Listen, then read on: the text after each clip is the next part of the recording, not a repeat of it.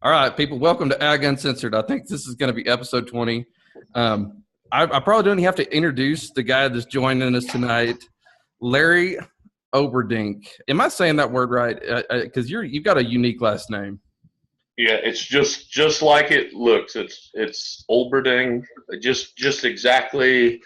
If you go back to your second grade phonics, uh, it's it's just and really it's the only thing. A lot of people don't like pronounce the L after the O, and I've actually seen people in the Midwest who have the same last name minus that L after the O. So Well, and I'm not even going to begin to try to attempt to cover the basis of how many times your handle on Twitter has changed. You've always been the Daily Cowman you're old school. You've been on Twitter forever. One of the legends. But your actual name, I can't pronounce it in good company because so where did those come from? Do you just wake up and they're like, what am I going to do today with my handle? Because I love them, man. It's like, what did Larry do with his handle today? Where did you that come know, from?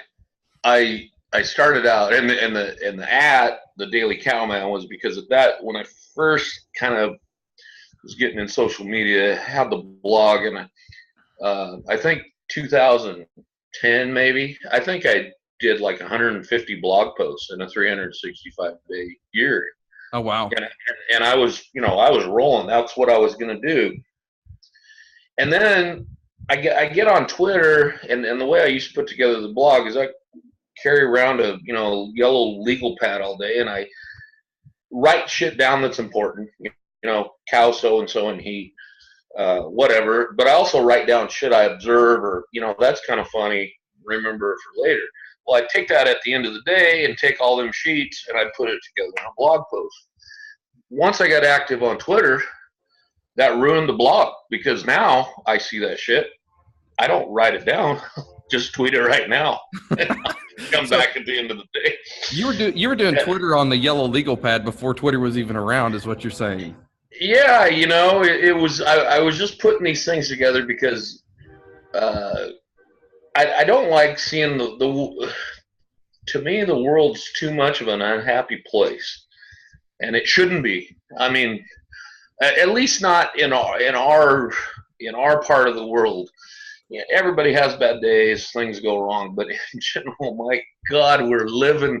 I look back at my grandfather and what they were doing at the same age and what they had to work with and all this, and I'm like, folks, we're way too pissy for what we've got. I mean, I don't quite get it, and I was like, maybe if I can throw some shit out there that takes everybody a minute to just kind of chuckle and everybody's always looking for comedy, but they're trying to make comedy. The best comedy is the real world.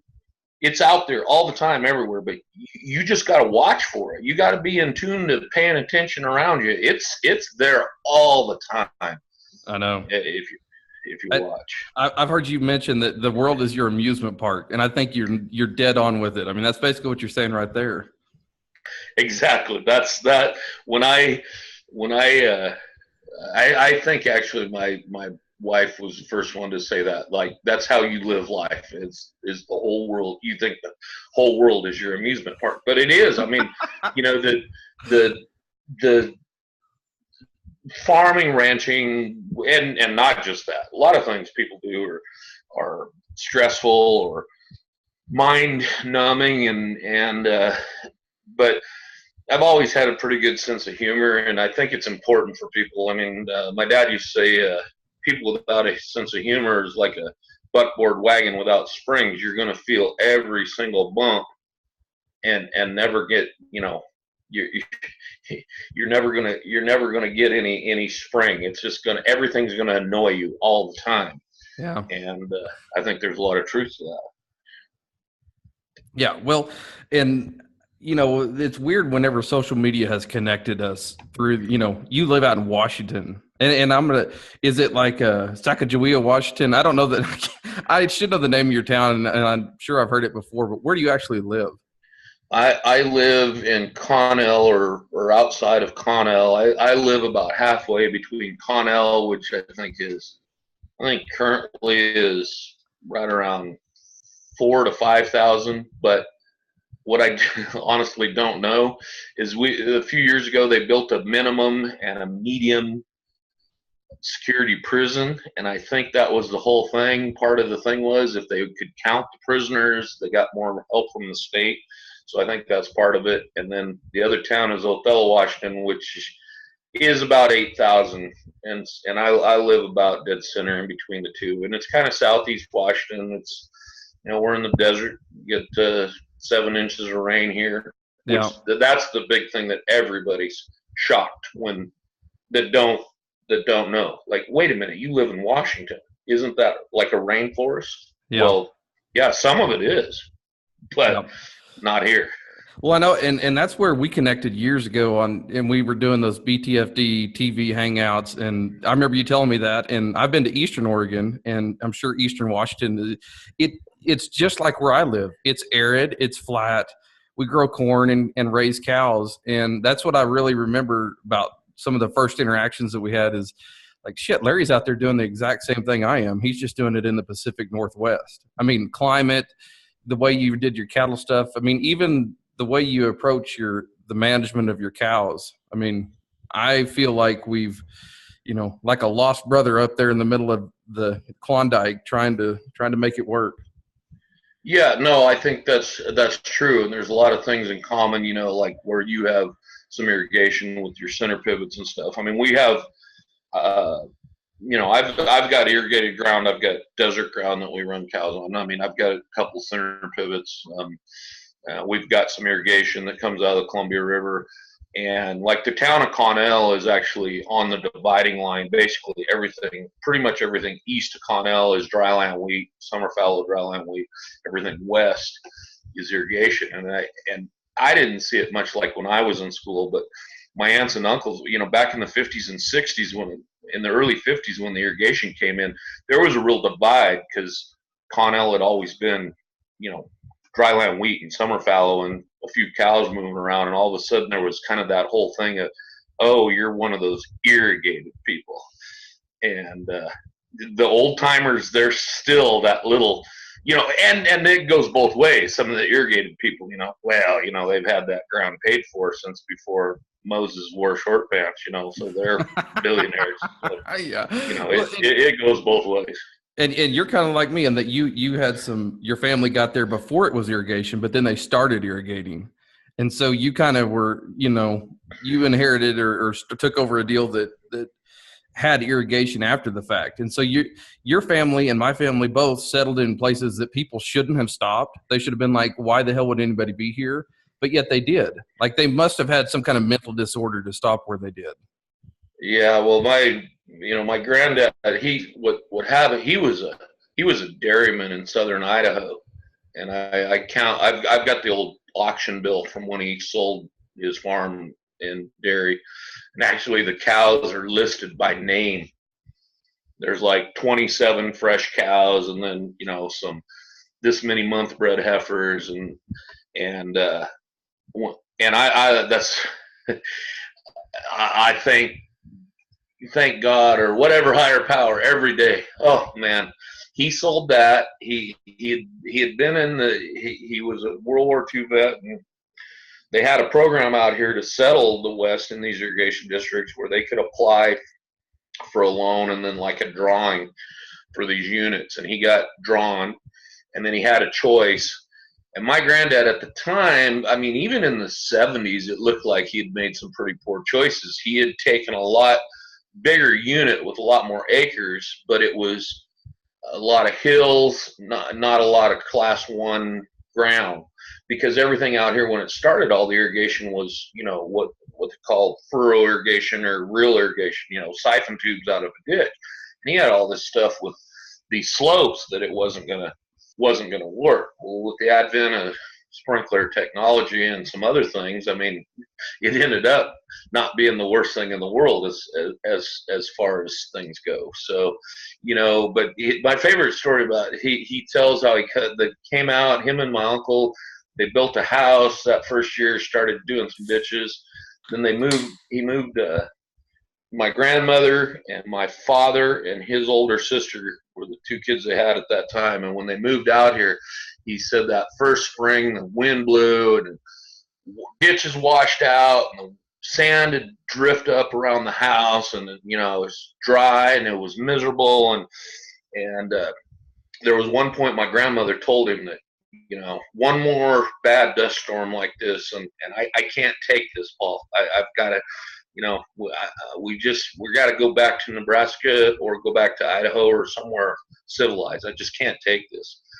And he said about 10 days later they had one of them storms, and he got up that morning and it was blowing. He was like, this is it. I'm going to have to make this decision to give this up or I'm going to lose my marriage. And he said, the only thing that saved me is, he said, the sand drifts were so high, the car was stuck in the driveway and there was no way anybody was going to leave. So we had to just stay and tough her out anyway. And I mean, that's the thing. That's why anytime I start thinking, oh my God, it's hot. Oh, it's dusty. Oh, this AC could work better than this tractor.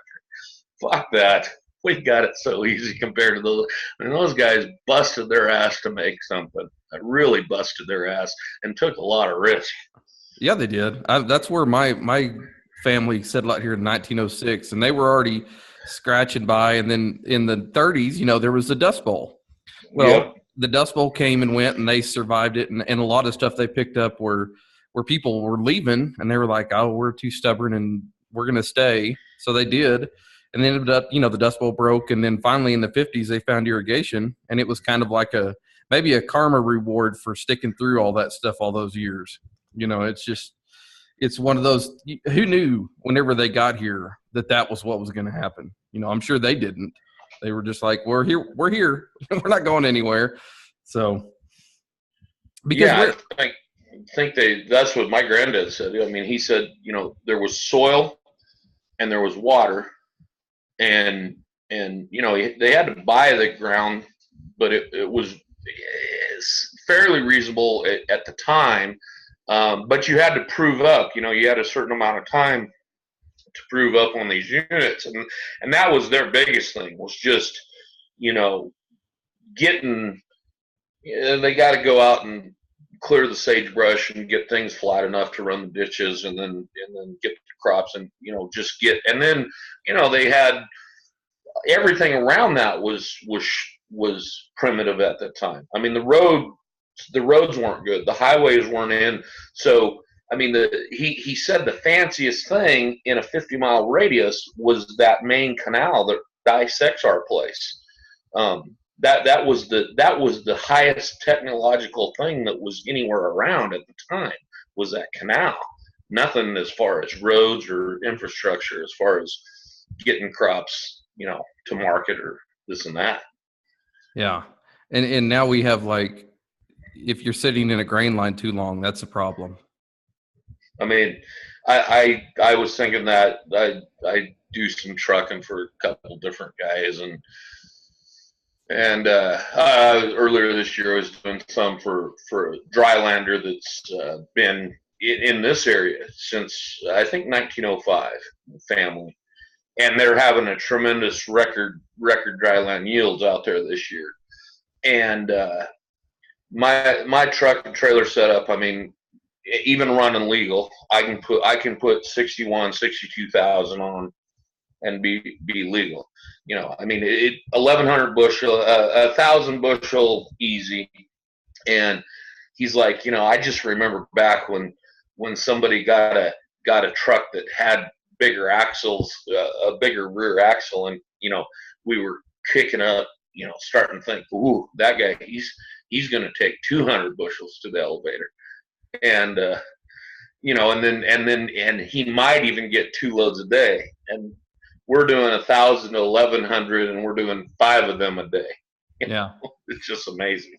Yeah, it really is when you look at what we can do nowadays, and even when you flash forward to, I mean, what would the people that homesteaded and set all that up, can you imagine if you tried to explain to them, first to explain to them Twitter, how you guys, what that was like, and then explain to those homesteaders that you were going to now, after all this time on Twitter, drive into Canada and hang out with some strangers for a couple of days. Like, yeah, no, that would be, but I will say something. I mean, if I had a nickel for every time I was with my grandfather and he, hey, how you doing? Paul Olberding, Connell, Washington, and he'd reach out his hand to, who knows? I mean, hell, we had one time on a truck we were going to an auction sale and blew out a front tire, and we sat there for an hour, and we finally got a ride back to town with a carload of Mormon missionaries. And I mean, these were, what, early or late teen kids, and I was about 5, I mean, I think that's basically what Twitter is. Twitter is, at least Ag Twitter, is the global coffee shop that those guys had, and they all did. But that's always the funny thing is somewhere there's a line, and it's not a certain age. It just kind of depends on people's attitude. Because I always laugh because our local coffee shops, you get kind of the guy, well, I don't know about that internet and that Facebook and that Twitter thing. I don't need to be in there telling everybody my business or knowing everybody else's business. By the way, Bill, how many tons of hay did you get on that cutting, and what did you get for your calves? I mean, it's like, dude, it's just the next step. It's really not that different. And to me, as far as marketing especially, it's a huge boost, because I remember my dad calling cousins in the Midwest because they'd have cash bids way before, it'd be 3 days before it showed up in the newspaper out here. So they'd have a phone call. What did cash bid, what did they come out and give you on fat cattle on a Wednesday, back when they traded fat cattle any day but Friday? And him having that information was a huge leverage, because at that time the lag in information was like, well, they only did this back in the Midwest this week, so this is all we can do. And sometimes it was a lot of bullshit. Yeah. Well, I remember seeing that even whenever Twitter first started, and I think I was around in 2009. I think you were on around 2010. Even in the beginning, there were so few of us that we would talk about the cattle market and talk about corn markets, and you would have these discussions with people you couldn't otherwise reach. And then all of a sudden the market would move. It was almost like you had an inside track to that information. And of course now everybody sees it, but there was a time that there was a huge advantage to having access and just being in the conversations on Twitter, because it was so small. It was such a small little group. And it's kind of went round. To me, it's went full circle. It used to be small, kind of intimate, and now it's just big. Everybody sees everything, and there's tons of people on it. To now, it's almost sinking back down into smaller circles. I mean, and I've been to these meetups. You've been to them, and we talked even before this about it's really cool just to hang out and sit and have long form conversations with people you've met, but then you actually meet in person, and you can just hang out and enjoy yourself and talk, old school talk. Yeah, and you find out that everybody has a lot of things in common, and yet things are so much different. I mean, in practices and timing and reasons why certain things work and certain things don't. And and I think the intelligent people in ag Twitter have seen that too. I mean, when I was first on ag Twitter, I would have fought the big fight about, well, everybody's cows should be this size, and you should calve at this date, and you should do this, and you should do that. I understand a whole lot of things that I didn't used to understand, depending on people's geographical location, their facilities, what else they're doing. I don't agree with 100% of them all the time, but I definitely see why people do some things that I used to be like, why in the hell would anybody do that? Now if that's what if everybody kind of has their infrastructure and their environment and their assets and their resources to work with, and you sort all that down and do hopefully what you think is best for you, and that's always changing, but there's a reason why somebody does it different somewhere else. Yeah, and I think being able to see that different thing that people do, because I'm like you. Whenever we first started, I was like, man, this is how it is. Why can't everybody just do it the same way that I do it? Like, you dumbasses, what's wrong? And then as you learn and you see more stuff that people do, you start to, I guess, mature or grow up and see that, oh yeah, this guy does it over here because that's how he has to survive in his world. And that's been fun to see, not only talk to him, but just see like pictures and you realize that when somebody gets hailed out, it doesn't matter if they get hailed out in Ohio or if they get hailed out in Nebraska, the Dakotas, or wherever. A hailed out field of corn looks the same. And so you know what that guy's going through. So yet, even though we're all in different environments, we're all facing a lot of the same, we're fighting the same dragon across the whole deal. Yeah, but I think also there's a flip side of that to some degree, because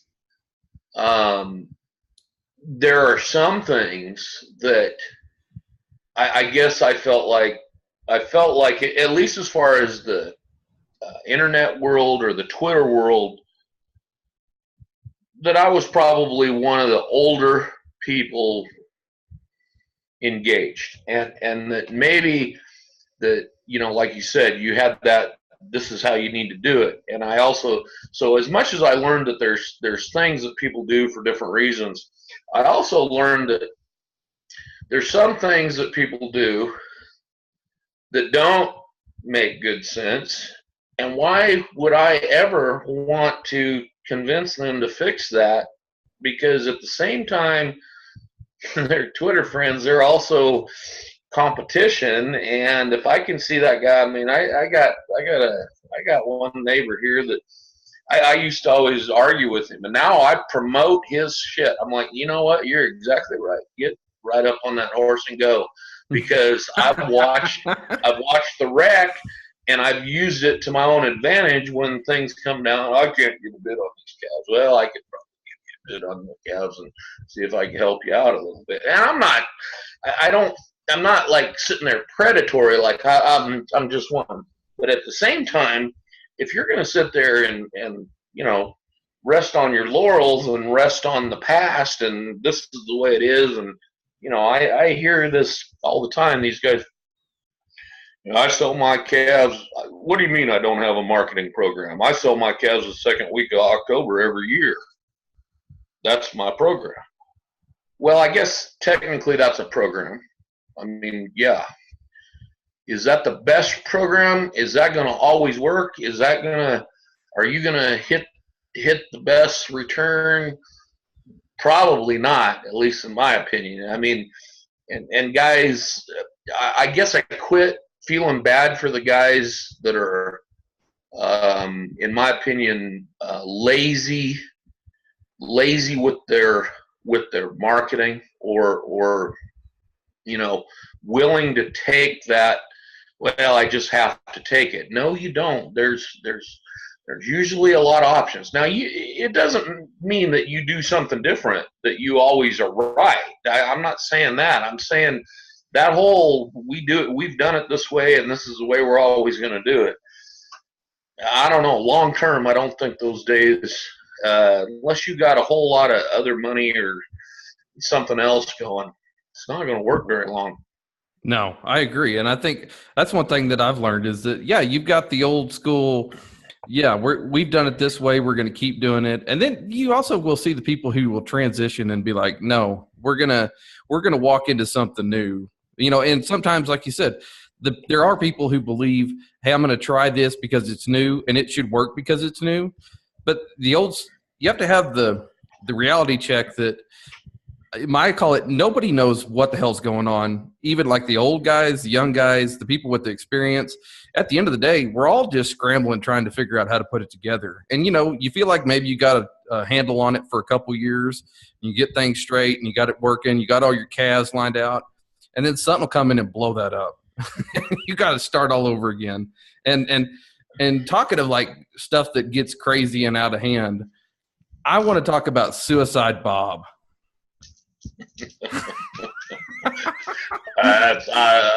That's been, I I have been in real life recognized more from Suicide Bob than ever as the Daily Cowman, ever as any of my handles ever. I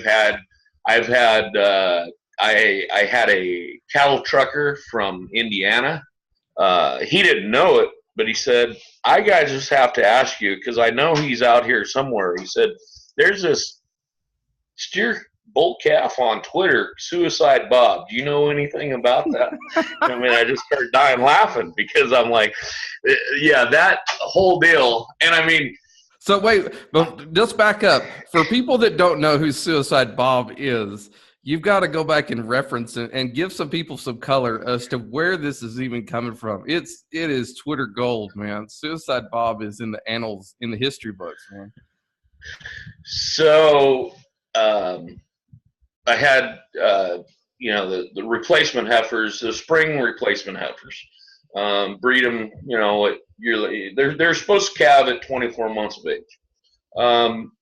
I knew last year that we had a few that had been early bred or calf bred, and I was surprised because I knew how it happened. They'd been with a bull basically their age, but he was kind of a littler thing, and I didn't even think he had the physical stature to do the deed, yet alone breed anything at his age, and his scrotal circumference and this and that. So we get to we get to, I think it was middle October last year. These are supposed to be calving the end of February, and I start looking at some of these long yearling coming 2-year-old heifers. I'm like, we're gonna have some calves a little ahead of schedule here. So another we just watch, and we use a lot of calving ease, and I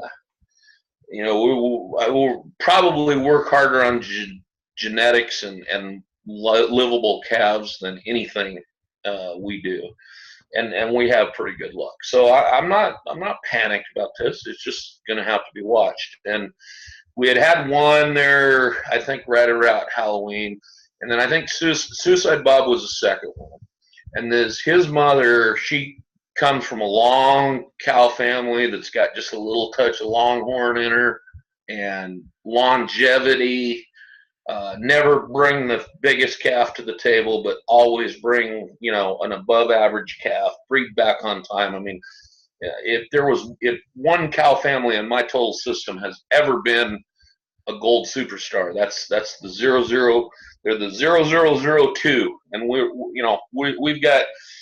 There's 3-digit numbers of different families, and I think our highest one is 904. So this family's number 2 out of 904 in my total lifetime operation. So this is longevity for a long time. And she's going to calve a little black crockle heifer, and it's one of those. I don't think she's going to calve tonight.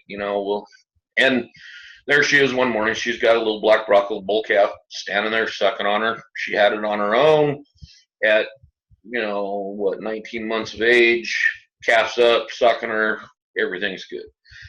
And so the first couple of days, I don't fight to do tagging and this and that as much. But anyway, we had to move these heifers to a different pasture, and the calf didn't move, and I didn't even find the calf. I was like, he's tucked down in the weeds somewhere, and they can come back to the old pasture. So she'll come back and find him. And the next day, I'm on the 4-wheeler, and I'm searching, and I'm a little concerned because they're next to this canal. I mean, it's in the time of the year the canal is not terribly deep, but we have lost and drowned a calf or two in there. And so I'm looking, and I finally find him, and I mean, I'm right on top of him the first time I find him. And this little bastard, he jumps up from behind this sagebrush and just takes off running 100 miles an hour.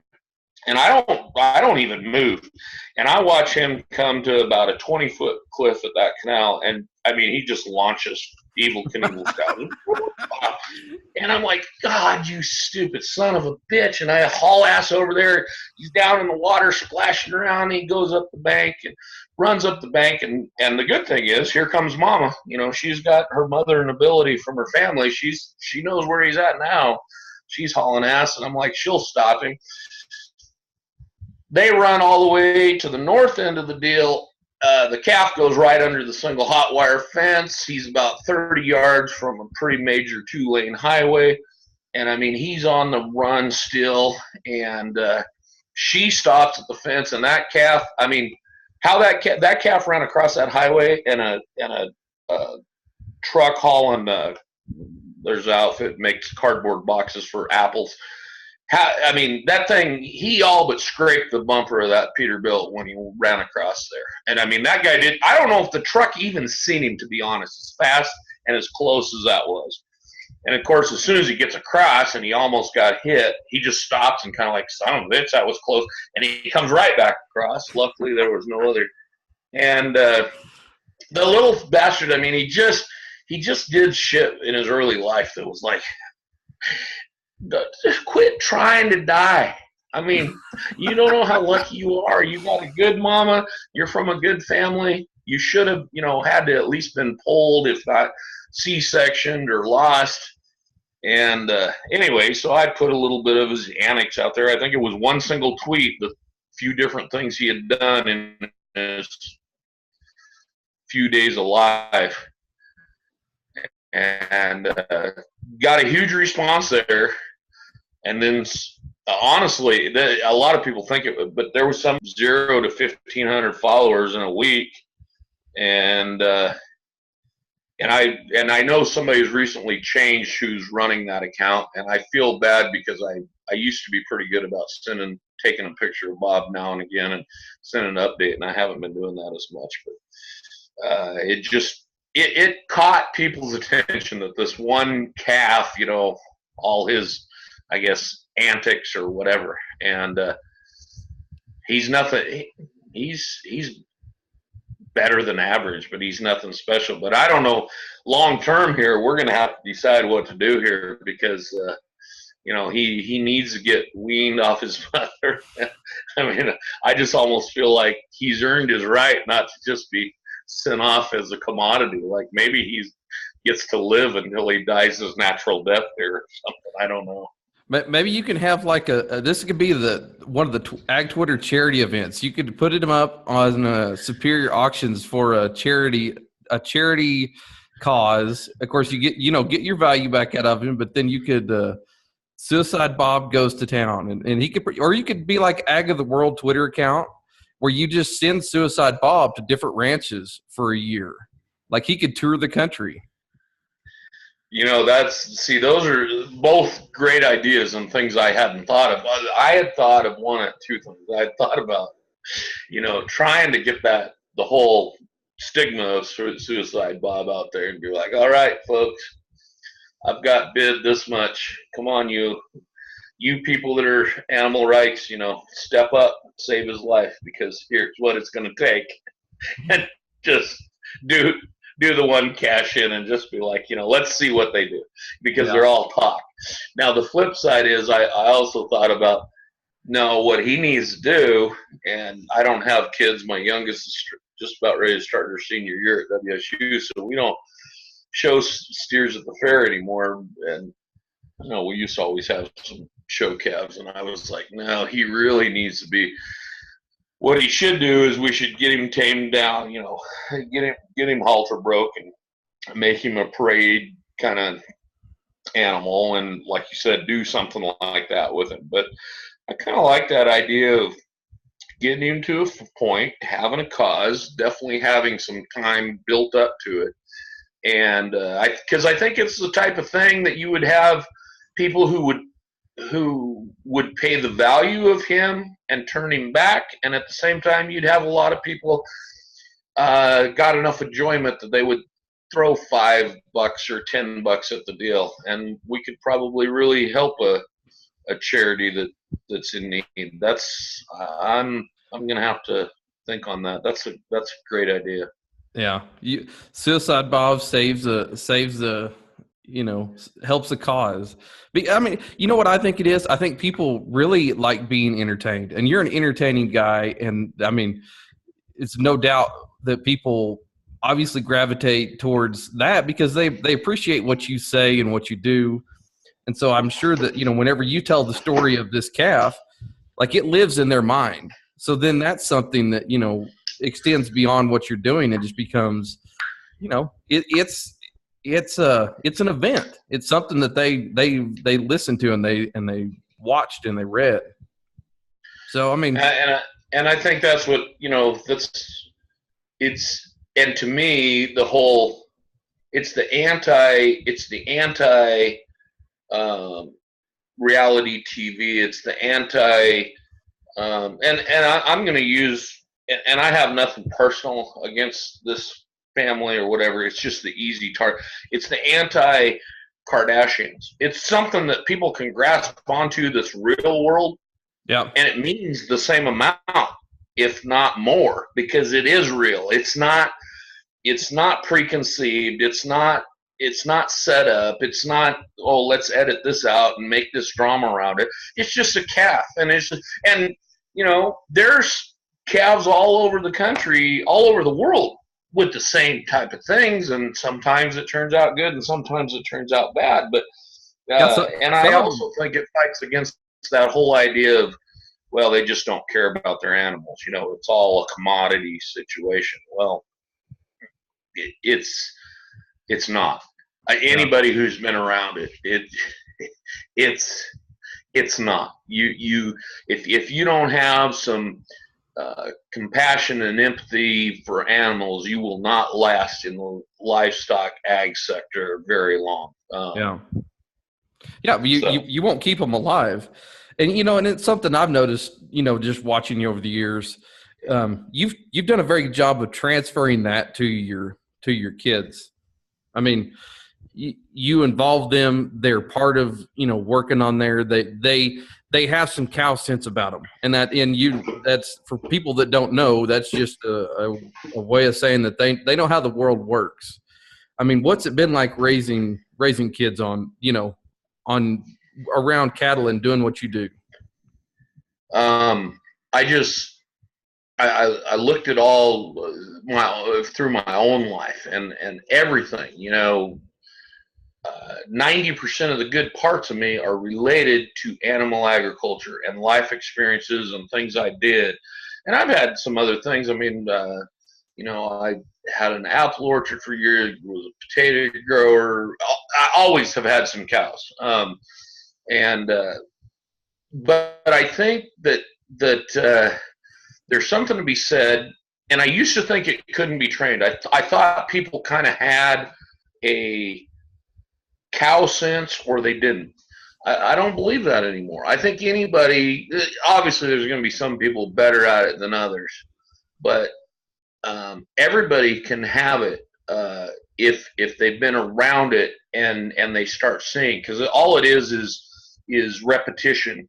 And something that really stuck with me years ago, we were at actually it was a national cattlemen's convention, and they had a thing on cattle handling, and the guy started out saying, before we start, and I had my whole family there, how many of you basically got your cattle sorting experience and what you know from being forced to help and being yelled at every time you made a mistake? And I had 3 daughters and 1 wife that jerked their heads around, and I had 8 eyes pointed and burning on me so hard. And I mean, it really, the next thing he said, part of that is because we always do it when it has to get done. He said, how come we never bring in 20 head of cattle when we've got some off time and say, here's what we're going to do. We're going to sort all the blacks one way and all the reds the other way. And if we make a mistake, so what? Because we don't have to load them on the truck in 5 minutes. We're just going to do it. And we started doing that as a family. I know that sounds stupid, a family event, We're going to go sort a few cows or sort a few yearlings or whatever. I mean, the dynamic change where I calmed down, they all learned to not hate it and be like, oh no, we're going to go sort cows, to where it became something that everybody got better at and everybody enjoyed it more.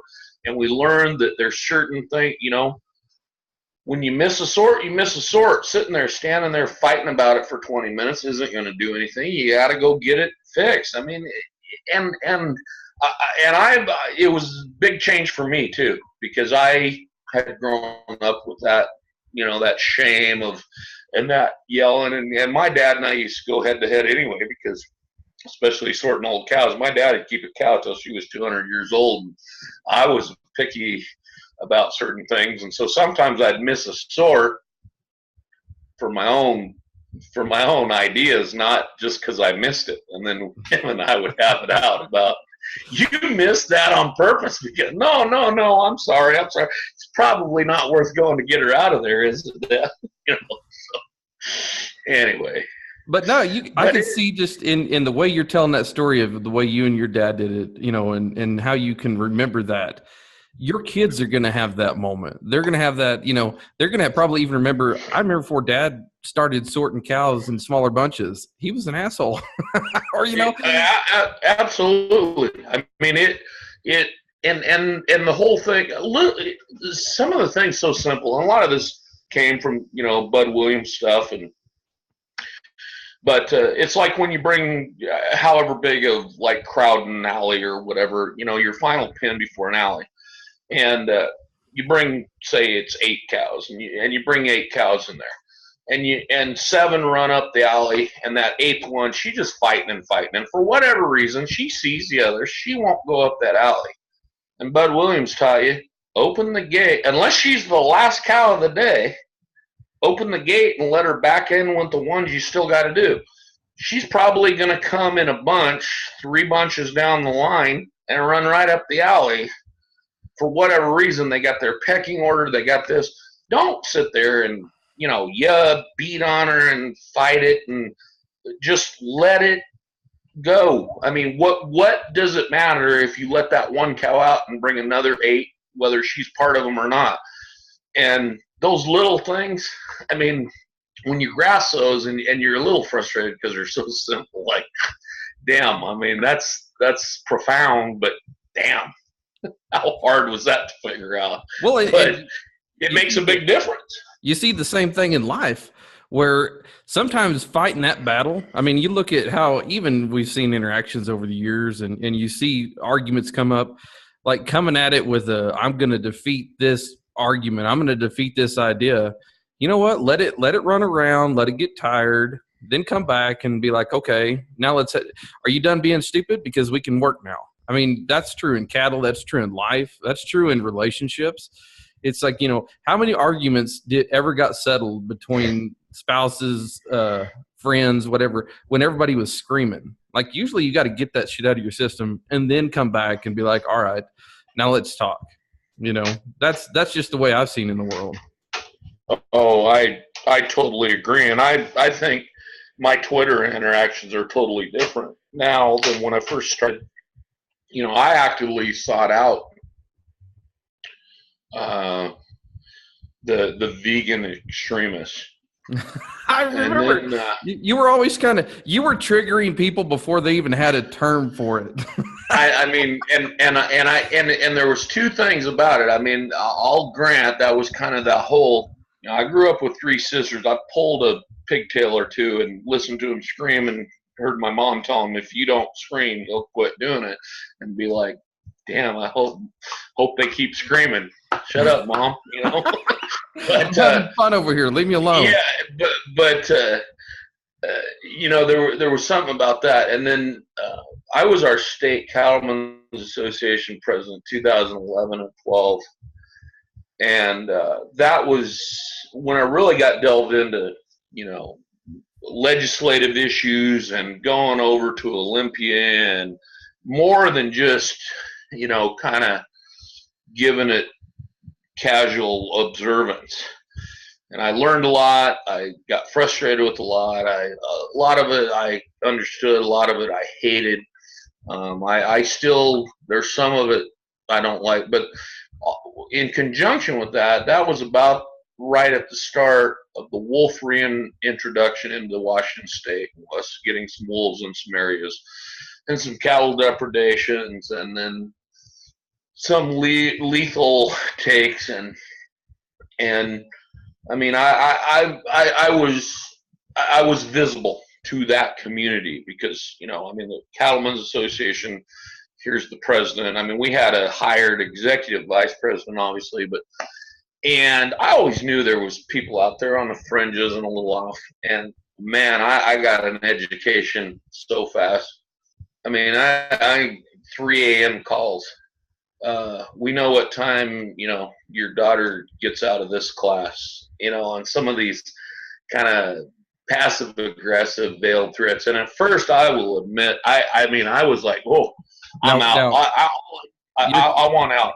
You're talking about in relation to the because I think people may not follow this, but you're talking in relation to the wolf activist, right? Yeah, yes, basically the wolf activists, which are usually, you know, vegan, animal rights, and just kind of like that. It'd be a shame if you weren't busy, if you were busy with this, and at first, I will admit, it scared me, and I was like, oh man, I never signed up for this. I just want to go back to running my cows and having a little farm ground, and to hell with it. It ain't worth it. There ain't nothing legislative. There's just let me out. And then two things came about. One, I started learning that it was all fluff. And then it's all talk. These people are all talk. They will not do a goddamn action for nothing. They if it's easy, if it's outside their apartment building, they're going to have a rally. But if they have to, and I learned that. I remember telling a guy, you know, I'm on my way and I'm going to find you and slash your throat. And I said, well, let me know when the Greyhound drops you off in Spokane, because I know you don't have any other way to get here, and you're going to need a ride, you stupid son of a bitch. I mean, I am. And I totally changed where I'm like, no, I'm not going to lay down. I'm not going to run and hide. These are a small percentage. There's plenty of people who are vegan or whatever for different reasons. This is a small segment of society that's awfully off their rocker, but they don't have any assets, and they're not going to do jack shit. And once I found that and got that idea and power, now I'm like, all right. I just about left this fight because now you got me riled up and we're going to spar. And now the stupid thing is I still had the idea I could convince these people otherwise if I just talked rationally to them and how this. No, that's not going to work either. If you just raise their awareness, did you have that like moment where somebody said, yeah, if we educate them and raise their awareness, and that will make the world better. You know, if I advocate correctly here, I'll fix this. No. And that's one thing I've come long time full circle through, mostly Twitter, but social media is. I'm not saying that we shouldn't stand up for our industry. I'm not saying that we shouldn't advocate for our industries or whatever, but some of this stuff, there's certain, you're pounding your head against the wall, and the default side is, unless that stupid son of a bitch is going to quit eating completely tomorrow and stay not eating for a long time, any argument I have on the internet's not going to matter as much as just winning that argument. That fucker's got to eat. He might not eat beef, but then somebody's soy is worth a little more when he gets his, soy low-fat latte, whatever the fuck tofu. That they can't. Now, I'm not saying we need to ignore consumers either. That people say, "Wow, what are you gonna do? Just ignore consumers?" No. But we went too far. We got way behind on engaging, and then we swung the way too far of pandering, where we'll do anything as long as you. and it needs to back up a little bit to the right balance of where, yeah, I'll do this, that's, and this, A, B, and C, but this is how much it costs, or, but I'll do A for this amount, or I can do none for this amount. And you work with these people, and the reasonable people that are outside that raging, that raging edge, they get it. They get it, but you're not going to convince them in a Twitter argument. Yeah, no, I think you're right. I think there's a small number of people that are actually, and they're the most vocal.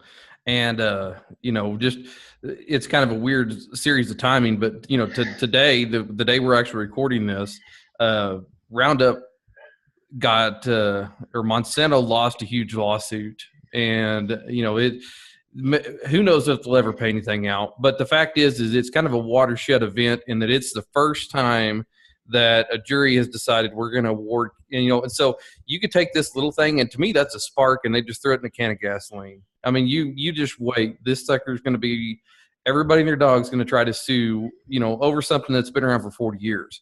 But it's these extremists. It's these people you're talking about that are on the very, very edge, on the very fringe of where it's at, and they're going to make it this huge thing that it doesn't have to be. I mean, it's like, no, this isn't that big of a deal. But, it's going to, in their world, that's huge. I mean, well, and it is huge, and the problem is people got to get past the headline. And I've said a million times, the biggest problem in the United States, people talk about, oh, is it environmental? Is it drugs? It's lack of critical thinking. People do not take things and apply critical thinking and break it down. Well, social media is added to that because you want to get a knee jerk. You see something you disagree with, you want to lash out. Guilty of it myself a million times early on. You bet, me too.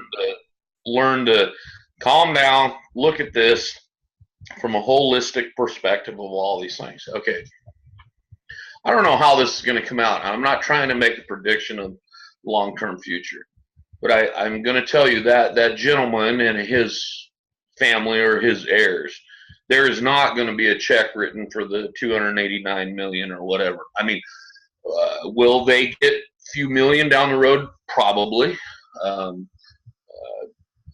I would think so.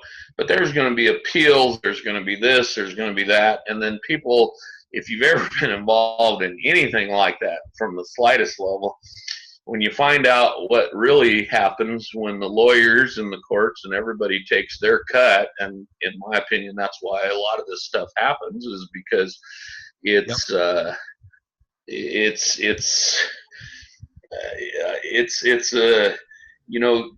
it's a money grab. I had an argument with a Washington State Department of Ecology person when I was state cattlemen's president, and we went on about this whole thing about it was on the oyster beds on the coast, and they get shut down because they have these bad tides, or they get the E. coli too high, or the TDML levels get too high. And, I mean, and I understand if I'm an oyster farmer instead of a cattleman, if that's what you do and all of a sudden you can't sell your product, that's a problem. I get that. I understand they're trying to make a living too. But, everything got pointed back at, well, it's these cows grazing and the dairy and the crapping in the streams and this and that. And we go into this watershed in Western Washington, and the whole watershed is they used to be 150 cow dairies, and they're all closed. And the grass is 12 feet high because they get a lot of rain over there. There's no cows around. The difference is everything's been subdivided, and there's a mobile home on every 5 acres, and there's 1 million septic tanks, and eventually that shit's all getting in the, Indian named river and flowing to the coast. Anyway, the base thing was we have to solve this problem. This is my goal, to solve the problem. And I said, okay, I have a question. If we solve that problem, what are you going to do to make a living? And she was like, what do you mean? I said, you have been hired, and I had done some background research through public records that I knew what she was being paid Said, You had ammo going into this deal. Yep, you're being paid this much, and you got this many benefits, and you're employed by the state. If we solve this problem that you're talking about, then there's no reason to keep you on the state taxpayer payroll. We'll shit can your ass, and then I'm just curious what you're going to do afterward. And took real offense, but that was the thing. Many of these issues and problems, when somebody says they want to fix them, no. If it ever gets fixed, a whole bunch of people are out of their jobs, or out of their speaking engagements, out of their this. We don't ever want 100% fix nothing. You're right. I mean, people can say what they want, but if we fix all these things, the unemployment line is going to be long, long, long. So you think, and you can tie this to the hell, go as far as you want, call it GMO, call it, every issue under the sun that has a label in agriculture anymore. You could almost make that same argument that the issue exists to, it becomes self-sustaining, and that people are so invested in the problem, they don't want the cure. I mean, do you see that? Do you think that's out there as far as more than just like the issue you're talking about, on a local level? Do you think that's a problem nationally? Well, what happens is look at it in reverse, and I'm going to give a personal experience. And I'm not one that people, well, there's studies for this, and there are, but I've watched. I have a first cousin, very intelligent woman. She's a high-powered criminal defense attorney in Western United States. Very sharp. Funny, your upbringing, she leans way hard left, except for her guns. She thinks everybody should be able to own, a nuclear weapon if they want to, which is kind of funny because that's an interesting dynamic. Like, yeah, the one place where her and I can start our base and work out from there. But anyway, she was always one of these, there's just not worth the risk. I'm not saying it's bad, but there's no reason to risk the GMOs. There's no reason to risk the pesticides. There's no reason to risk the hormones. I'm going to do everything organic, and we're going to do this, and this all the time. Did it for a long time. Her husband was, he ended up losing his job. All of a sudden, she started taking another look because the income dynamic changed. Well, some of these things, do I need to really be 100% organic? What about just going antibiotic free? Or what about, and this is a 10-year discussion her and I had. And she's come full circle where she don't give a shit anymore. She's like 90% of the rest of the world. She wants the cheapest shit, and she wants to feed her family and be done with it. She hates, I think you could convince her to have the local grocery deliver a week's worth of food, and she'd be a little mad now and again because it wouldn't be quite right, but in general. But I mean, I've watched that whole my dad used to say, environmentalism works great as long as you got a full belly. Yeah. And there are these things, and I don't know. And sometimes I'll feel a little hypocritical. I have not used a growth hormone on this ranch since 97 or 98, or in my own cattle deal. I've had this since 2008. And it wasn't all, it's not because I think that there's any danger, not because I think there's any problem. I found that my only real justification I could do for it to people was totally economic. I put $1.50 in, I get $35 back, and I decided maybe that wasn't enough, and I wanted to go down that path, and we found some ways. It took a long time. We did get paid for not doing that where it evened out. I will say, I think it's swinging back the other way. Not all of them, but I just about implanted half my calves this spring at branding because. So Do you think that the non-hormone, the and I see this, I think it's going to come down the pike in organic farming where it's a niche and it does provide a premium, but as soon as everybody starts doing it, that's going to dissipate. And like you said, then the advantage swings back to the guy who's willing to put then it's just a numbers game. All right, well, I need pounds to sell to people. And so the way to get pounds is with, putting a growth hormone in. I mean, yeah, and all that stuff. I mean, you see it depending on the economy and depending on other factors. I mean, I don't know, but and I didn't delve too far into the story, but earlier in this year, I would like to see the big, or not even the big, guys who their bulk of their living comes off of producing romaine lettuce. How did that dynamic happen there for a while?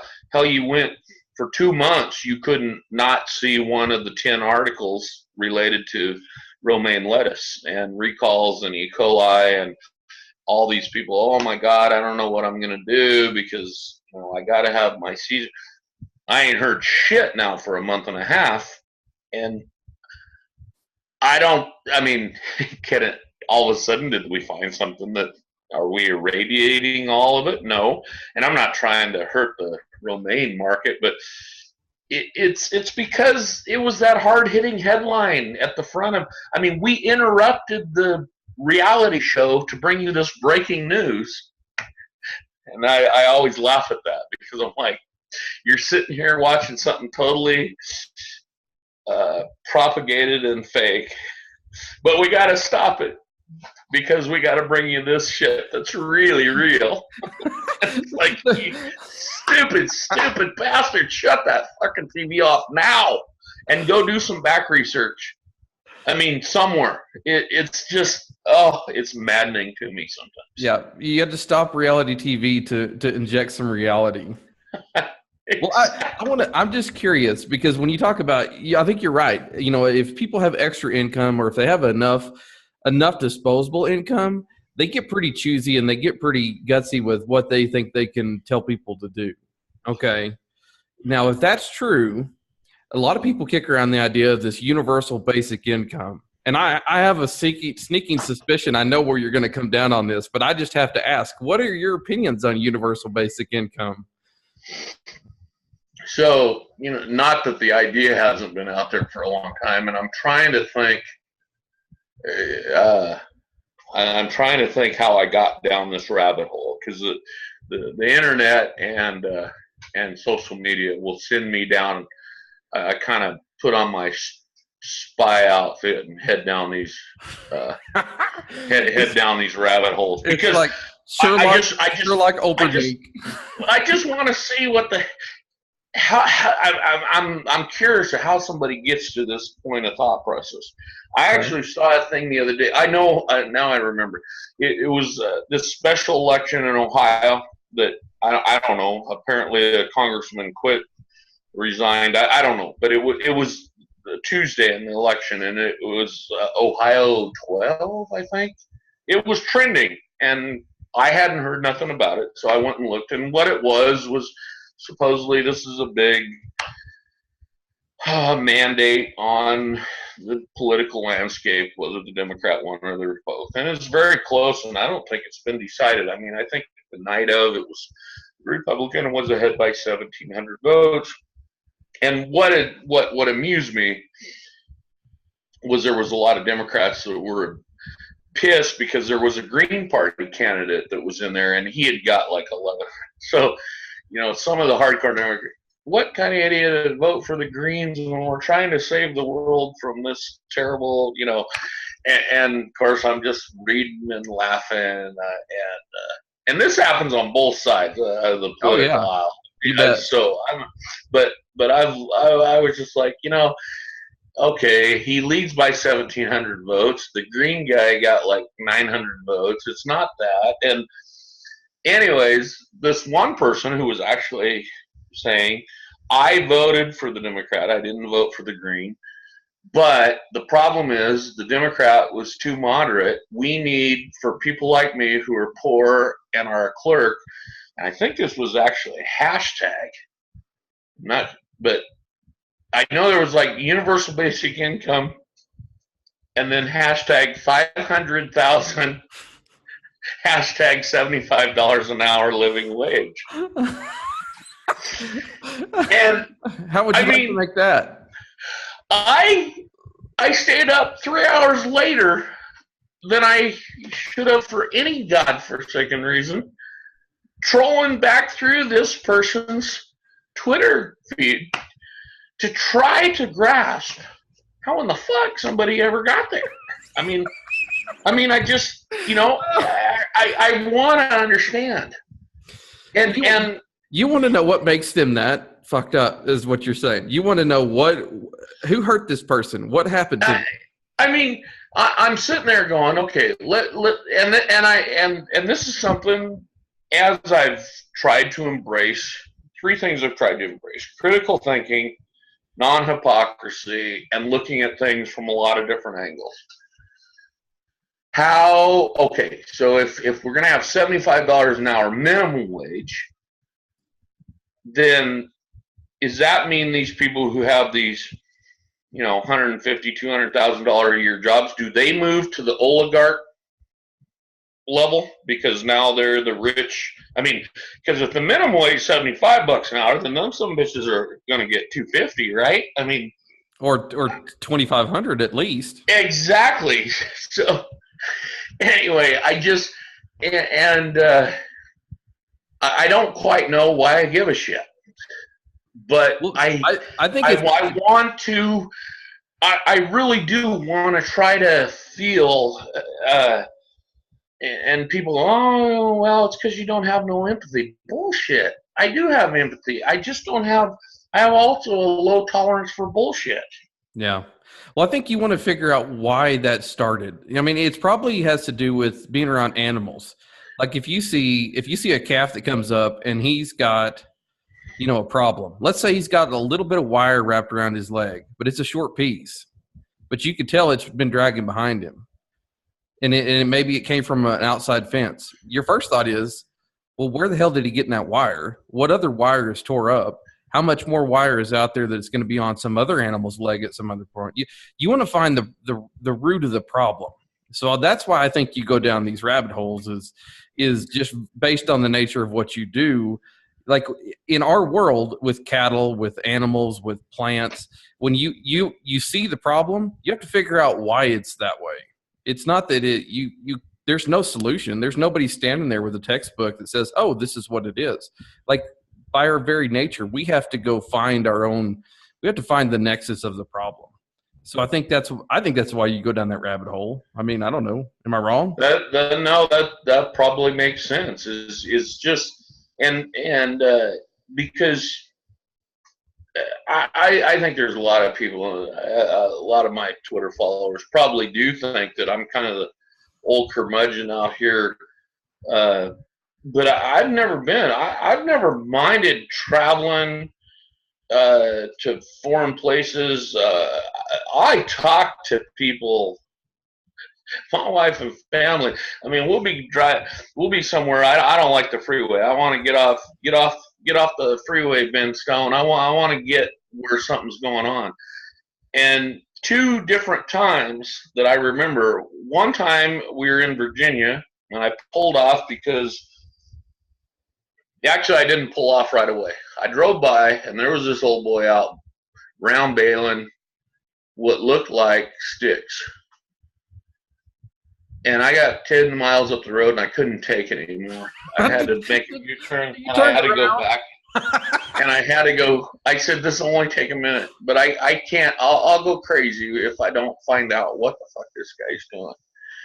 And it was a deal. He was trying to clear some land and this, and then the other time this was just my wife and I for the kids, and we were in Idaho, and we were kind of way off the beaten path up in the mountains, and come across a sheep herder's little covered wagon, basically, that he lived in. And I had some hamburger and some steaks in the cooler and some beers. And me and this Peruvian sheep herder, after my wife left and told me she'd come back 6 hours later, and she did. She came back about 7.5 hours later, and we still weren't done, but I needed to wait. We just chatted about what he did and how he came to the U.S. and his sheep company and what he dealt with up in the mountains. And I got to know. And the problem with the internet is the internet's just full of information. And for somebody like me, that I don't even care if it's right, wrong, or otherwise, but I just need to know. I need to know why. I'm like that 4-year-old kid. Why? And I gotta know. I don't care what your answer is really, but I have to know, because I don't feel like I'm everybody has their ideas based on their life experiences and their upbringing to be, that's for sure.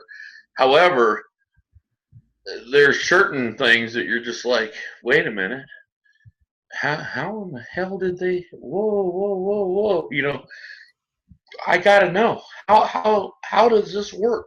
How did they get to this idea? How did they ever think this? And it's a downfall. Yeah, I'm there with you. I have to stop myself from going down some rabbit holes, because sometimes, I mean, I get fascinated with the kind of the crazies, the people that are determined to put a label on everything. I've seen one the other day, and certain things come up over and over and over again. There'll be certain phrases or words, and as you've seen on Twitter, and when you see a broad enough spectrum of a feed, you start to notice a recurring theme. Well, the newest one I found, people like to say men's right activists. I don't even know where the hell that came from or why it even exists. But now this is like a new term that I've seen coined, and I'm like, what in the hell is this thing? Like, why does this even exist? And I don't know, but I have to stop myself, because I know when I get there, the answer I'm fine. I'm going to be like, well, this is ridiculous. And then I feel obligated to point out what's wrong with these people. And frankly, they don't give a shit what I think. And I think it actually empowers them, or makes them feel like, oh, I'm getting to somebody. I'm doing more. I'm getting that guy's attention. So it's like, well, I'm not even going to go down the road, because if I find out how stupid it is, I'm going to have to say how stupid it is. Oh, I absolutely agree. I mean, that's the one thing that there's been a total plus and minus to Twitter, the internet, live streaming. Some of these, I'm going to call them events, social justice events. Yeah. Again, both left and right leaning. And I started getting where I'm kind of a night owl. I like to be up late, and when shit's happening in the city, and I'll go. And it doesn't matter if it's a protest in the inner city, or, I mean, on the right, we'll talk about when we had the Bundys there at the wildlife refuge. But you watch these live streams, and people, I mean, they're there. They're filming this live. They're getting, just like we're doing, they're getting this firsthand. It's real. And I'll watch these things, and I try to learn from them and try to formulate my own opinion. And then the next day, both left-wing and right-wing media, I watch the headline in their article, and I'm like, you both are lying your asses off. You ain't nowhere near what really happened there. How in the hell? And I'm not saying a live streamer can't have a bias. That's natural. They're gonna try to show and film the thing. But the base core of the whole thing, I'm like, I mean, this whole I always had my suspicion about the mainstream media. It's filthy, both sides. It's so out of the realm. And the problem is people sit there and because they look at it as a headline, and they eat it like the little spoon-fed pablum that it is, because they don't have time to delve. They don't want to delve in and find out about the reality of it, because then they would miss the next 2 reality shows. Well, You know, and it has a little bit, back to the red pill type mentality. Like, if you know the truth, if you actually stopped and found out, then you'd be forced to deal with the reality that the world isn't as they think it is. Like, if all the people that are out there that you disagree with aren't animals and monsters, well, where does that leave you?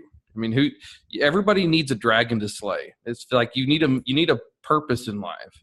I think some people create that purpose in absence of real strife and struggle.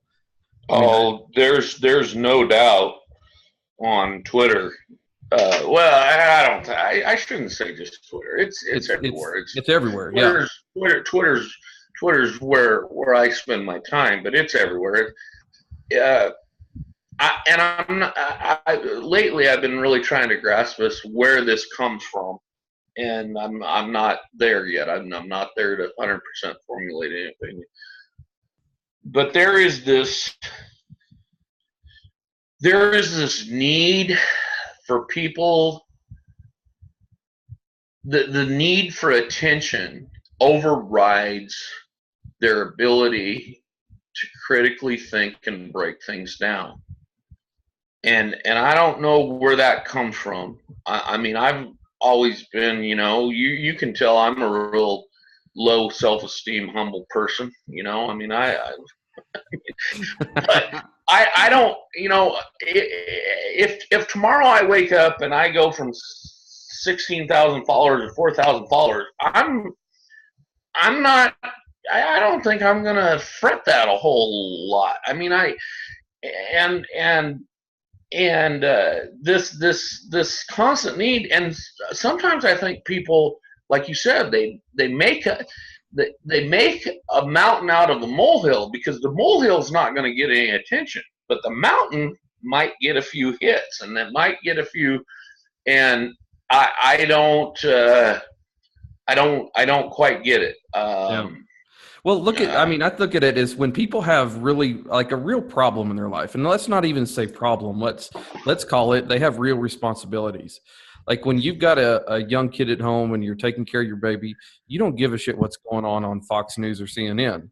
Or if you have a problem at work and you've got to get that job done so you can get to tomorrow, or so you can get home to your family, when there's real issues at hand, you don't care about the bullshit. I mean, it's when we have free time. I think there's something to be said about that. We talked about the whole, earlier generations and not having the access to information. My great grandparents, they were working on scratching out a living, making sure they had enough wood for the fire for the night, making sure they had enough oil for the lamps, so they didn't freeze to death. Yeah, that was pretty basic. And so they really didn't give a shit about who's dropping an album at midnight. Yeah. But you know what? As soon as they got a newspaper or they read a book, I'll bet you they discussed it with some of the same fervor that arguments go on today. I mean, they probably got a newspaper and read a headline and looked over at their wife and said, "Well, can you believe that, whatever president it was back then, can you believe he did this? Or look at what good he's." I mean, whatever information they had. I don't think the humans have changed. I think the access and the ability it's the speed of what we can get. But I think humans, by the most part, probably, if you took those people that were back then in the 1900s, put them in today's world, got them happy, got them to where they were comfortable, took away every bit of hardship that they had, after a little bit of time, you can't tell me they wouldn't soften up just a little bit. Oh, I totally agree. But I also think there was a difference, and maybe you don't go back that far, but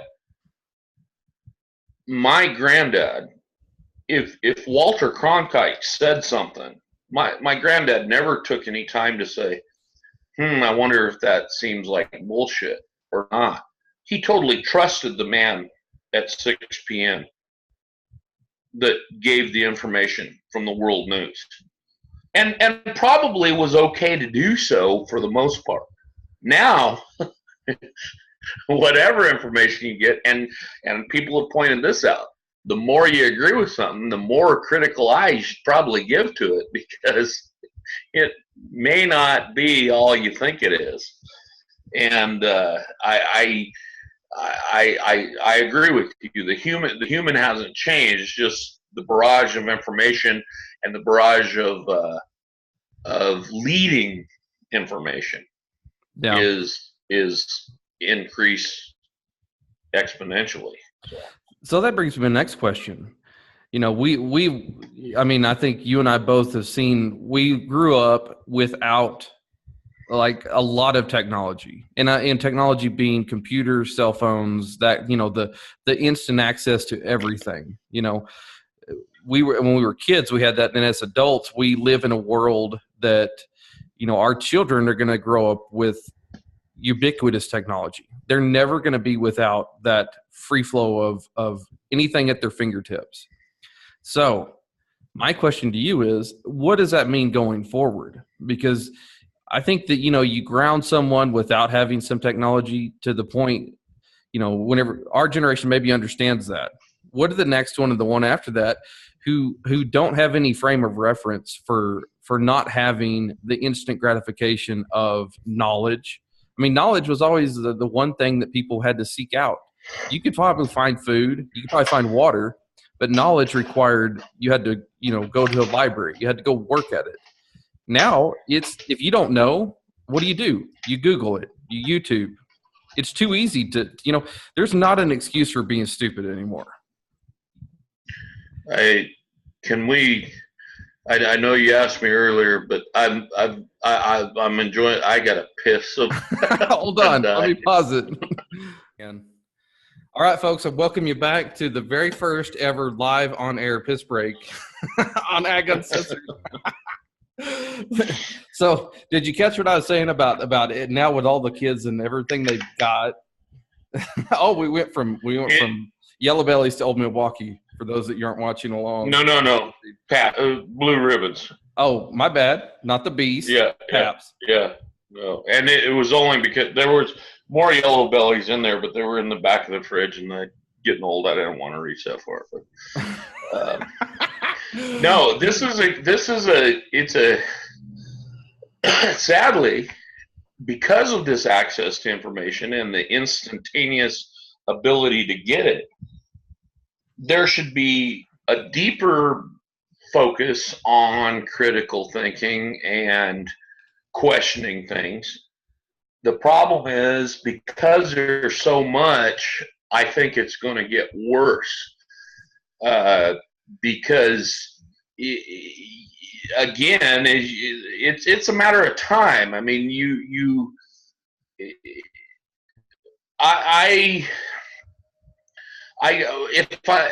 I do my best thinking probably out doing things like building fence. You're building fence, but you built so much fence that you just do it, and your mind is thinking about this issue or that issue that you looked at on the internet this morning, and you're trying to grasp it.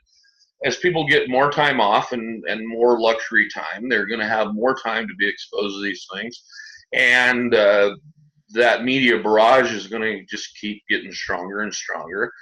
And I think all you can do is try to teach your children, and that is something I've really tried to do.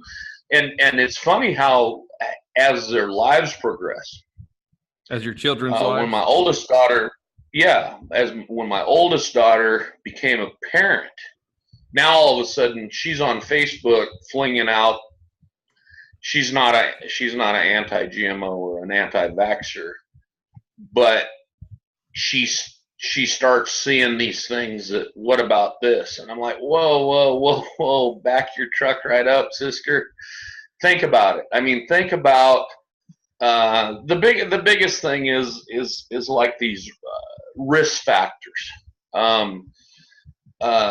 People all over, we've got to do this because there's this many people.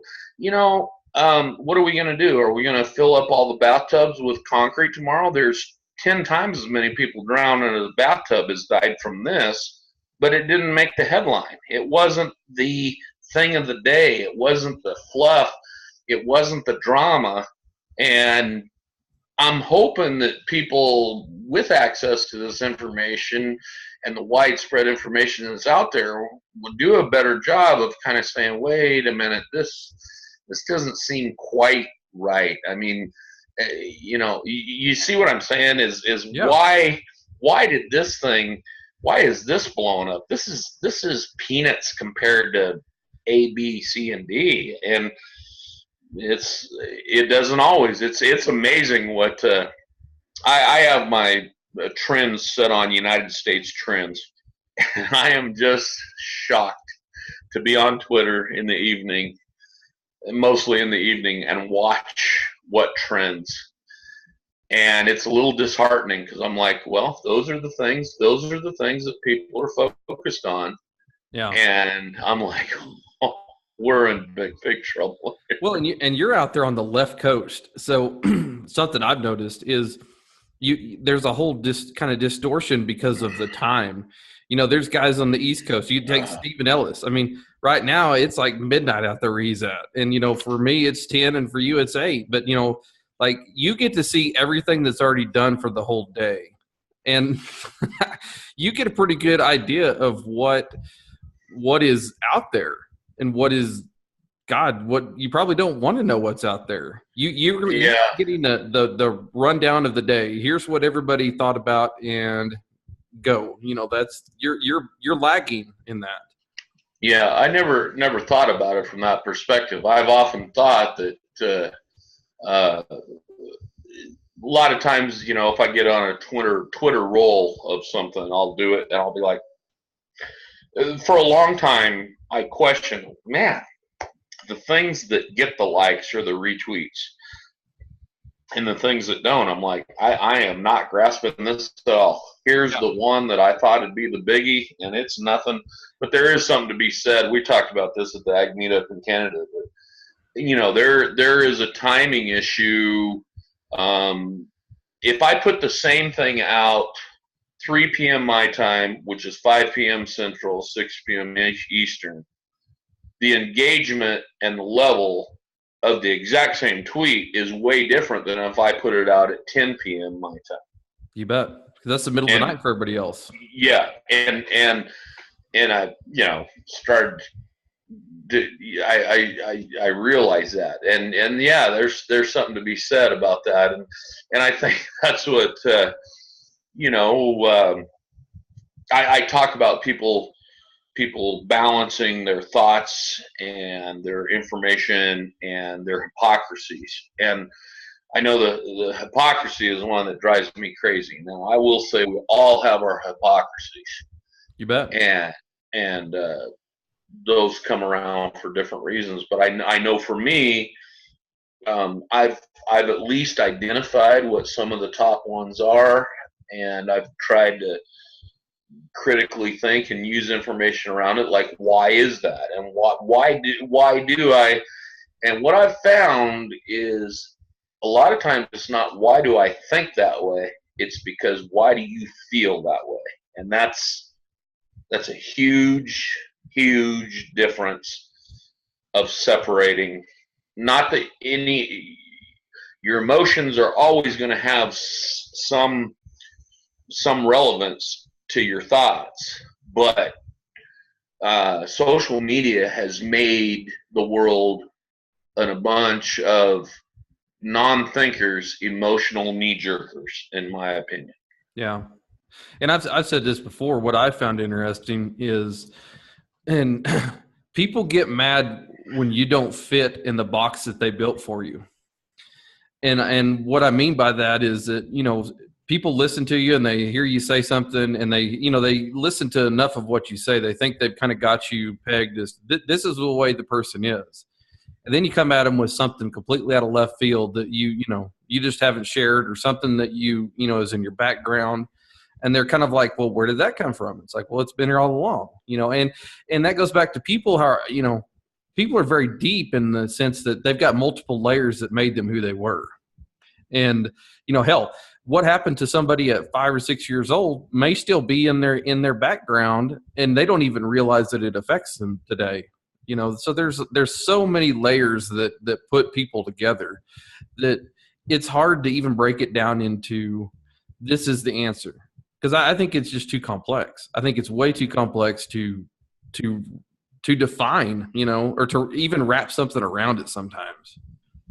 Oh, absolutely. I see things that what happens is sometimes the thing that amuses me is I'll put something out there, and I'll see certain people liked it or certain people retweeted it, and a lot of times they retweeted and they followed, and so then I'll go to their profile and I'll scroll through it and I'll be like, they obviously didn't scroll very far. They saw that one tweet. If they scroll very far, they're not going to be a follower probably very long.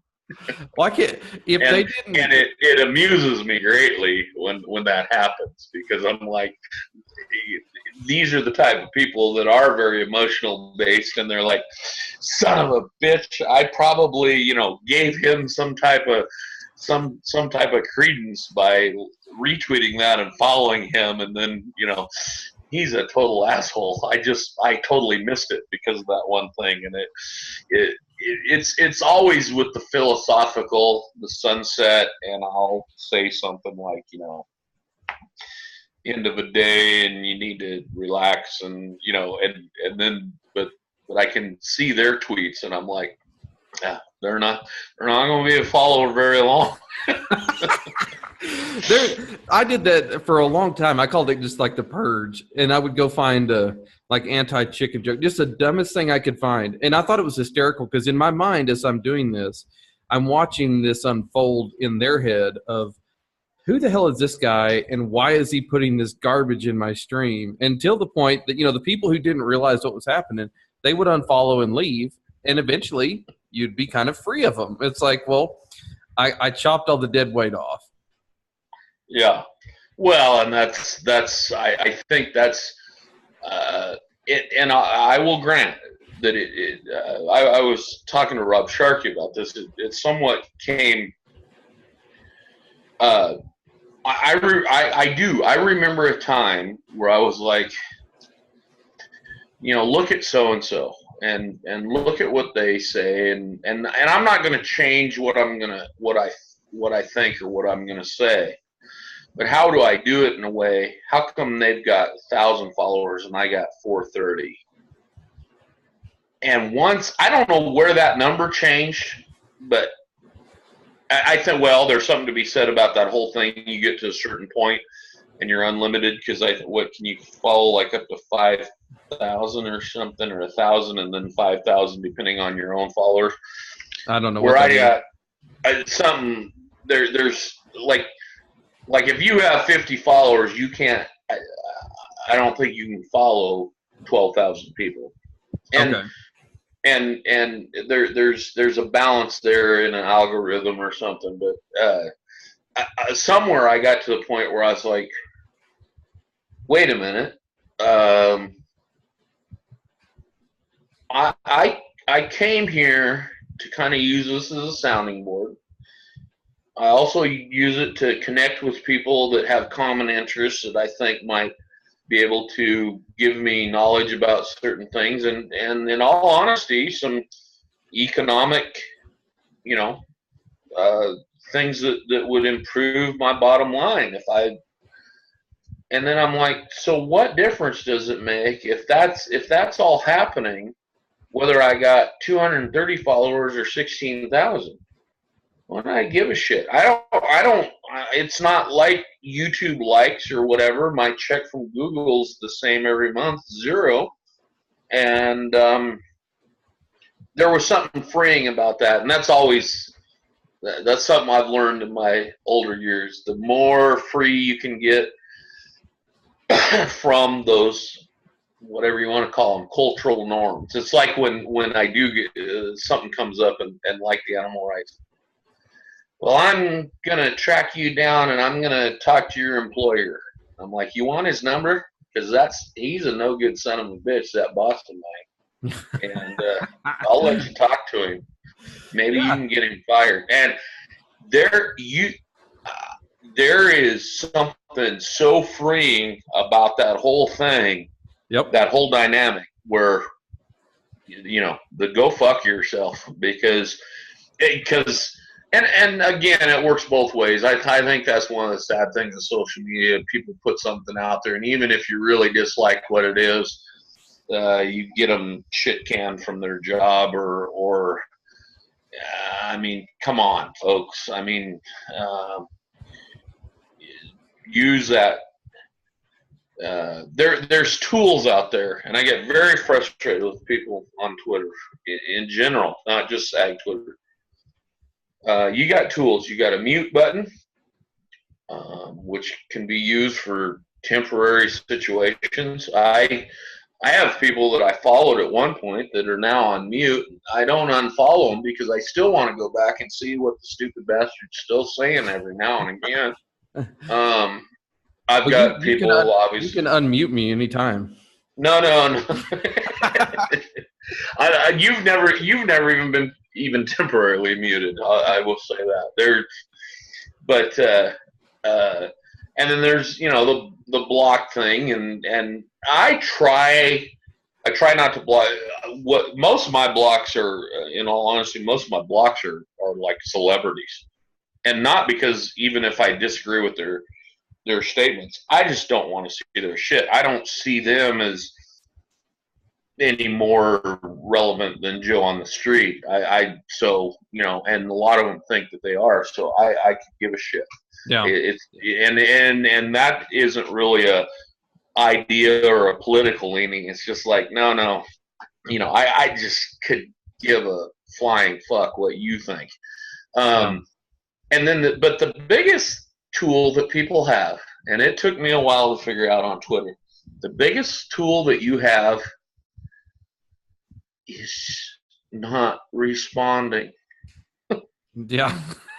Yeah, the ignore button. Move on. That doesn't exist. Don't mute them. Don't block them. Just don't answer them. It drives them fucking nuts is what it does a lot of the times, because then they'll be like, you get that. Did you see what I said? Hey, what are you doing? Did you? And the more times they try to be like, did you see? The more times I'm laughing, going like, come on. I'm gonna bet one more. Did you miss it? Type thing. and there is something in settings. I think a lot of people don't know on Twitter. You can go in settings and you can set your things. Don't see responses from people you don't follow, or don't see responses from people that don't follow you. And I don't do those things as general, but I'll do it every once in a while because I'll get this horde of people that I give a shit what their thought is. Yeah. And but that whole just flat ignoring is a powerful tool. People need to use it more. You touched on something earlier, and I agree with it. The idea that you can be kind of free to say what you want and say whatever you actually think without the fear of repercussions. I mean, that's a huge thing. And I think that's why guys like you and I and people who have the ability to just actually speak their minds. I mean, I'm just going to throw this out there. How many times have you gotten a message that said, I'm sure I'm glad that you said that. I think it all the time, but I just can't say it. I mean, I've lost track of how many times I've heard that. I feel, talk about empathy. There's where I have a lot of empathy for people where they're in a situation where, and there's another one of those mixed things, and that's why a lot of people that are unhappy in their lives, I feel like you're unhappy in your life because you're in a job you don't like. Yeah, change your life, make it better. But they don't. They're there, and in that moment, they appreciate you saying that because they feel it. But they also want to convey, I agree with you, and thank you for saying it because it validated my thoughts. I just can't say it, and I do, like you said, I empathize with that. But part of me is like, hey, if your life sucks, make it better. I mean, it's gonna suck to unsuck your life. There's no doubt about that. You can't. I don't know. I've thought a lot about this lately. What the driver is for that, and I think mainly is the whole I think the keeping up with the Joneses has a lot to do with it. People look at, you know, um, I go to a job 5 days a week that I can't stand, and I could quit that and do something else and have a little more free conversation and like my job a little better. But then how am I going to pay the snowmobile payment and the travel trailer payment and this and that? And for me, it's been different in that that I realize that freedom, how freeing and important that is for me personally. The rest of it, if I have to scrape, and I think it comes back, you know, that whole thing you talk about something 5 years old, man. Well, I talked a little bit about this at the Ag Meetup. I mean, one of the luckiest things that happened to me in my life is growing up poor. Not poor that we suffered and were terrible. I'm talking poor where there were comments made of how much jelly you put on toast. I didn't have maple syrup till I was in my teens. We had fucking Caro, dark ass corn syrup. When I first tasted maple syrup, I about thought that I'd found the cocaine of life, you know. I mean, and it didn't bother me then, and the difference was nobody told us we were poor, so we didn't know we were poor, and everybody around us were the same damn way. So amen. I look back now, and that is the one thing that I think makes so many things better in my life today, is that I can look back and say, you know, look at this, look at that, and what does this really matter?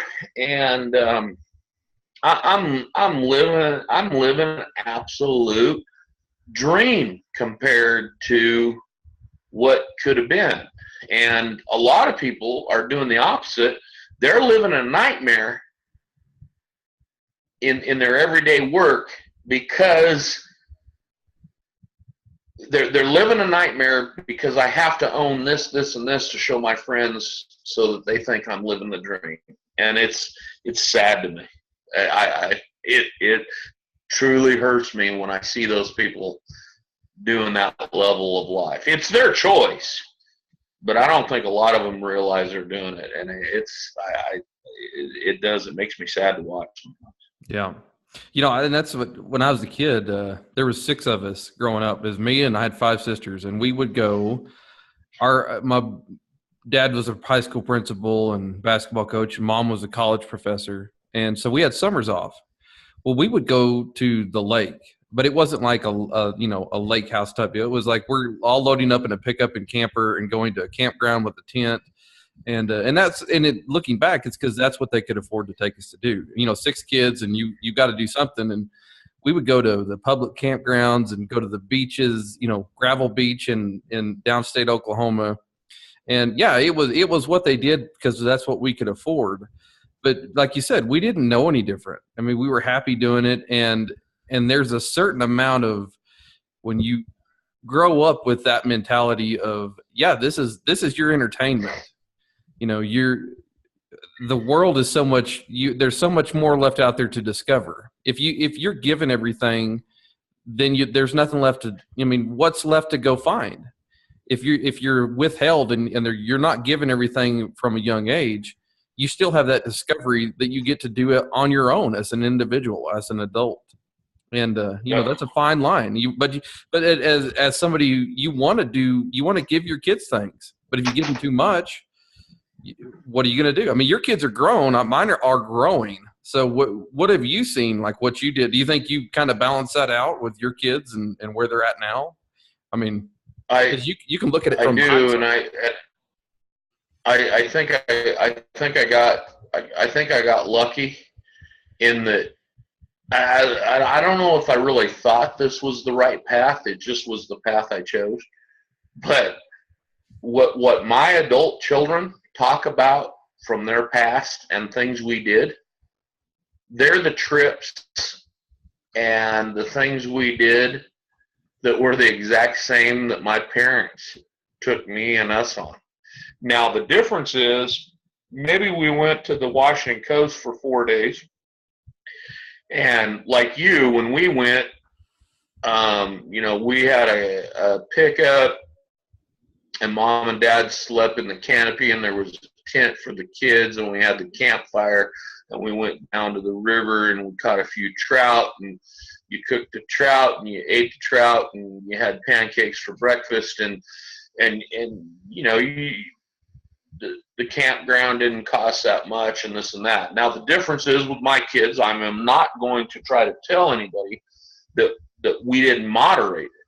The difference was we went and we spent 2 nights camping at the campground along the river, and we still fish and we still ate the trout. And then we also went up the coast or down the coast to the resort town and stayed in the Best Western and went to the amusement park for a day and ate corn dogs and rode the Ferris wheel, and the balance, and or we went to different. We didn't do it all just because it was the cheap or free thing to do. Yeah. But I think that's what's important is kids will hate that a little bit sometimes. My kids were luckily in that age where they weren't quite all internet or information age savvy. It kind of came on in their teen years, and so, but when they talk about remember that time, and it wasn't the times when we did the whole going to, and we never did the Disneyland thing or whatever, but it's those little times where we were going to the coast, and I said, kids, we're going to take this back road, and it's only going to take us a half hour longer. And the actuality was it took 3 hours longer, and 2 of those hours were because I stopped and I talked to a mailman that had this jacked up Chevy Camaro on a 4-wheel drive frame, and I also talked to a guy that was fly fishing in this river that I didn't think had any fish. I mean, and we stopped at the little antique shop and told the kids they had $5 to spend. Nowadays different. I would tell people, little kids right now, I've seen this with my grandkids, and the oldest one's 4, so I've got 2 of them, 4 and 2. But take a kid and give a kid $5 and let them loose in a dollar store. They're going to remember that way more than they're going to remember the trip to Paris, in my opinion. Yeah, I think you're right. I think that moment of freedom. I remember I was a young kid. Oh crap, I don't know how old I was, but I remember both of my grandfathers took me to the horse races out in Raton, New Mexico, and they let me bet on horses. Now talk about I was probably 5 or 6, maybe 7, somewhere. I don't know how old I was, but I remember going with my granddads, and of course, as I later learned, they were both heavy gamblers, and I just thought, well, my grandpa, they took me to the horse races, and of course now in Raton, New Mexico, there's not even a horse track anymore. But I've been to Raton. I went and picked up a stock trailer in Raton when I was 19 years old. Okay, and I was all excited to go to New Mexico, a new state. I was like, Jesus Christ, I thought I lived in the sticks. These poor fuckers. Yes. Yeah. Well, when I was a kid, that was one of my ideals is I went with my grandfathers out there and went to the horse races. But I can remember going up to the betting window and placing $2. And I learned what a win, place, and show. I learned what that meant. And I learned how you bet on horses. And I mean, there's no amount of anything that I could have gotten as a kid that would replace that memory, So with that being said, how my grandfathers are very good at maybe corrupting me a little bit. And I think that's a good thing. I do notice that you like to engage your grandkids in antics. How pissed off are your kids whenever their grandkids come home to the parents? What is their reaction with all the things? Because it's hysterically funny, some of the things you got them doing. So for the most part, positive. I think there's something to be said. They're not the grandsons for and the granddaughters too.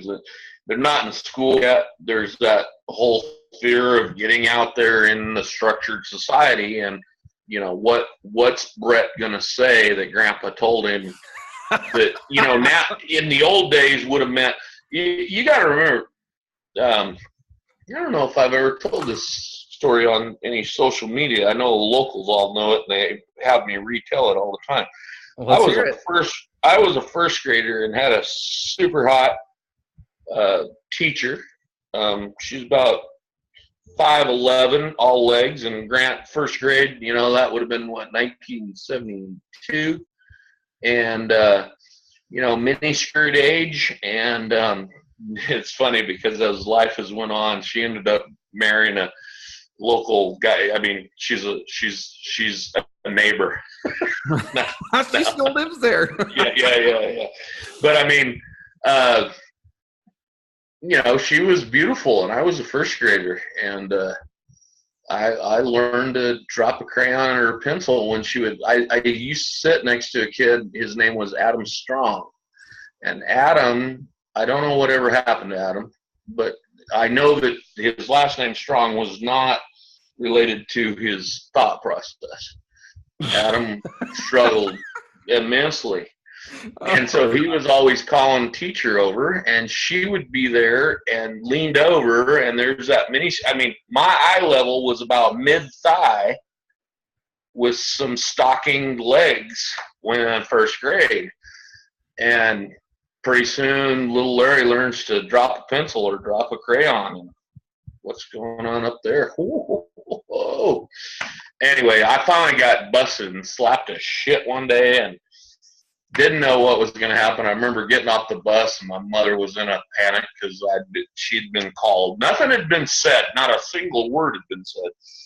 My mom thought I was going to grow up to be the next Ted Bundy, and we had to go to Bob's psychiatry and services and Othello right away because Jesus, but the whole thing is I wasn't the kid that was the big ass problem, always fighting the society, but I had those little things in life that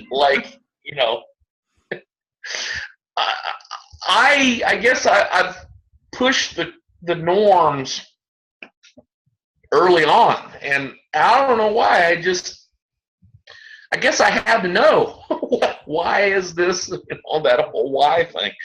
And so I look at my grandkids and I'm like, okay, I get him in trouble because he flung out the word shit, and maybe he did it in a venue that wasn't the perfect place. And I look at it as, so he said shit. Let me know when he gets slapped by his first grade teacher for looking up her skirt. I mean, this is minimal problem. Yeah, you're like, I did that and I turned out all right. So he's still okay. Exactly. I unlike Ted, I haven't killed anyone. You don't even have a cabin anywhere in the woods. Yeah, my mom, I remember my mother that day. I walked off the bus, and we had like a short driveway, and she never had picked me up. And the car's sitting there. The Caprice Classic bumper is like 2 inches from the steps of the bus, and I was like, "Oh no, I'm fucked." Obviously, there was a call made. And the funny thing is, looking back, people always, well, what did your dad say? And I don't remember him saying anything, but I think his whole thing was probably kind of like, well, I hope he's not off his rocker, but damn, I mean, shit, how could he not?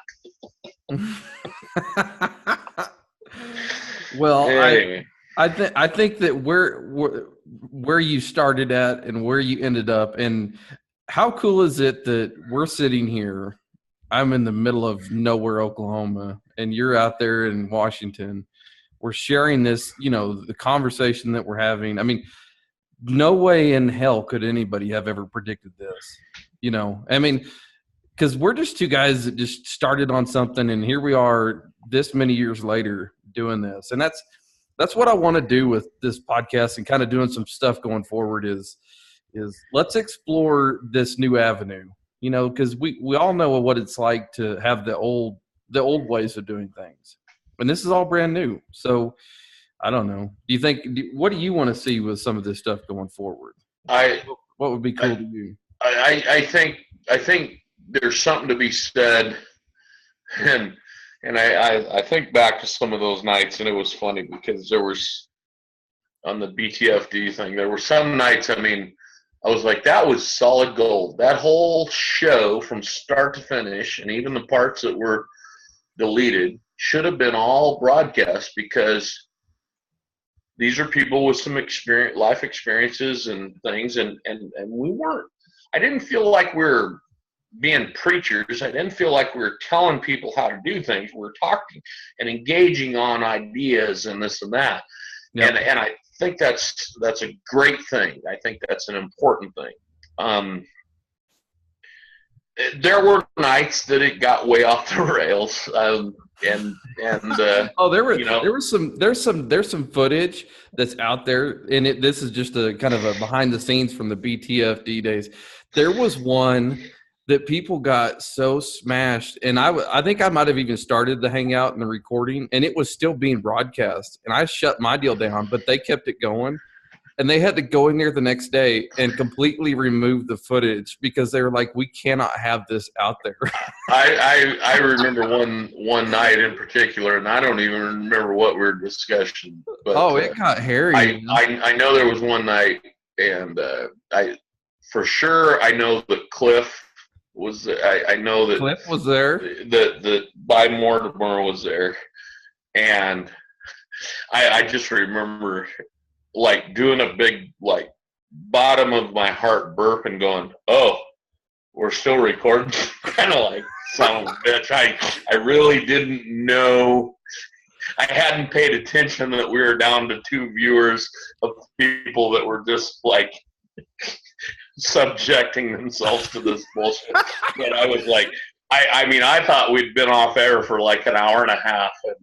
Man. No, and so I think there's something to be said about that, though, because it's funny, the direct messages I get from younger people, and, sometimes you get the whole, you know what, I'm a junior at Kansas State or Oklahoma State or Cornell or Washington State, and the studies, you're full of shit.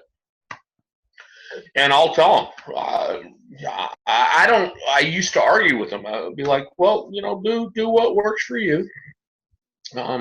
This has been my experience. But most of the time I get the whole, hey, I'm thank you for that perspective. I never looked at it from that view. And I look back from a reverse standpoint. I know about 5 cattle buyers and about 6 ranchers and about 10 other people in the cattle business, male and female, that if they could have had Twitter and we could have engaged like how Twitter is, how much better I'd be at what I do, because those people, I mean, I learned a lot from it as it was, but if we could have had that, just, that whole ability to direct message or discuss an issue, damn, there was so, and people will say, well, that doesn't matter anymore because so many of those things are outdated. That's true.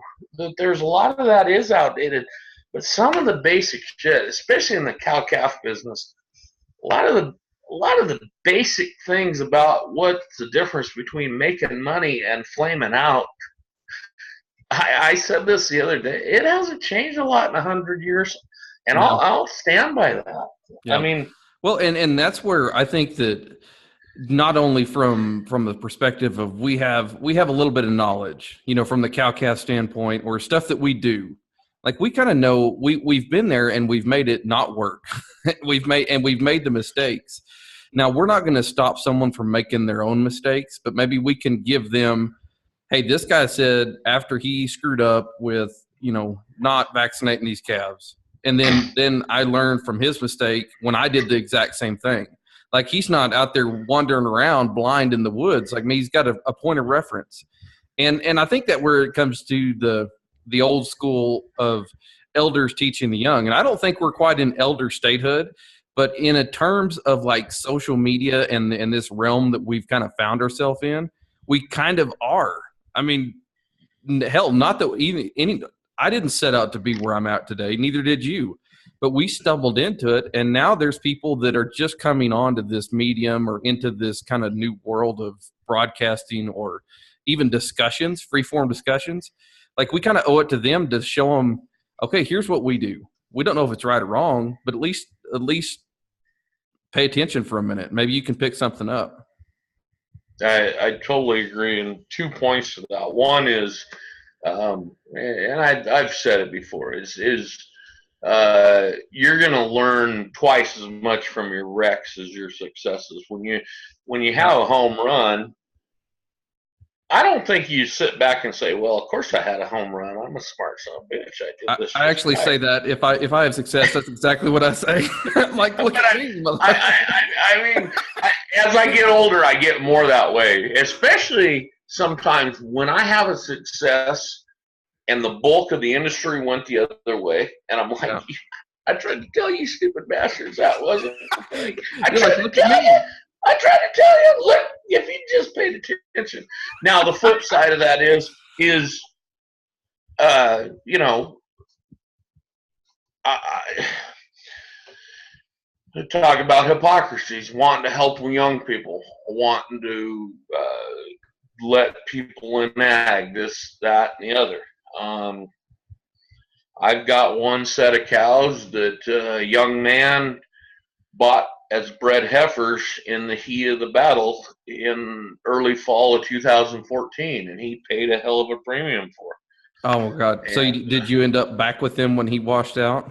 I've got a bunch of 4-year-old cows that I bought at half price because he smoked, you know, and I made a joke about it at the time because actually we shared the banker. My banker said, hey, I gave so-and-so, what do you think about that? And I told my banker, I said, I think it's great.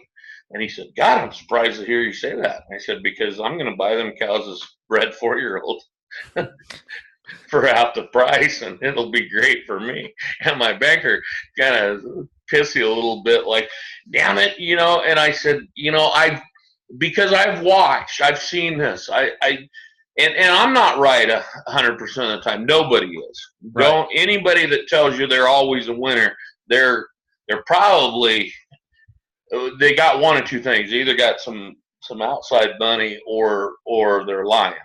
And they've gotten lucky and they haven't lost yet. Losses will not humiliate, will humble someone real quick.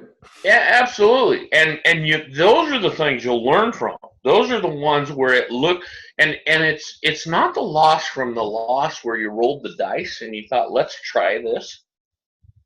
It's the loss on the one that was the sure thing. This is a sure thing.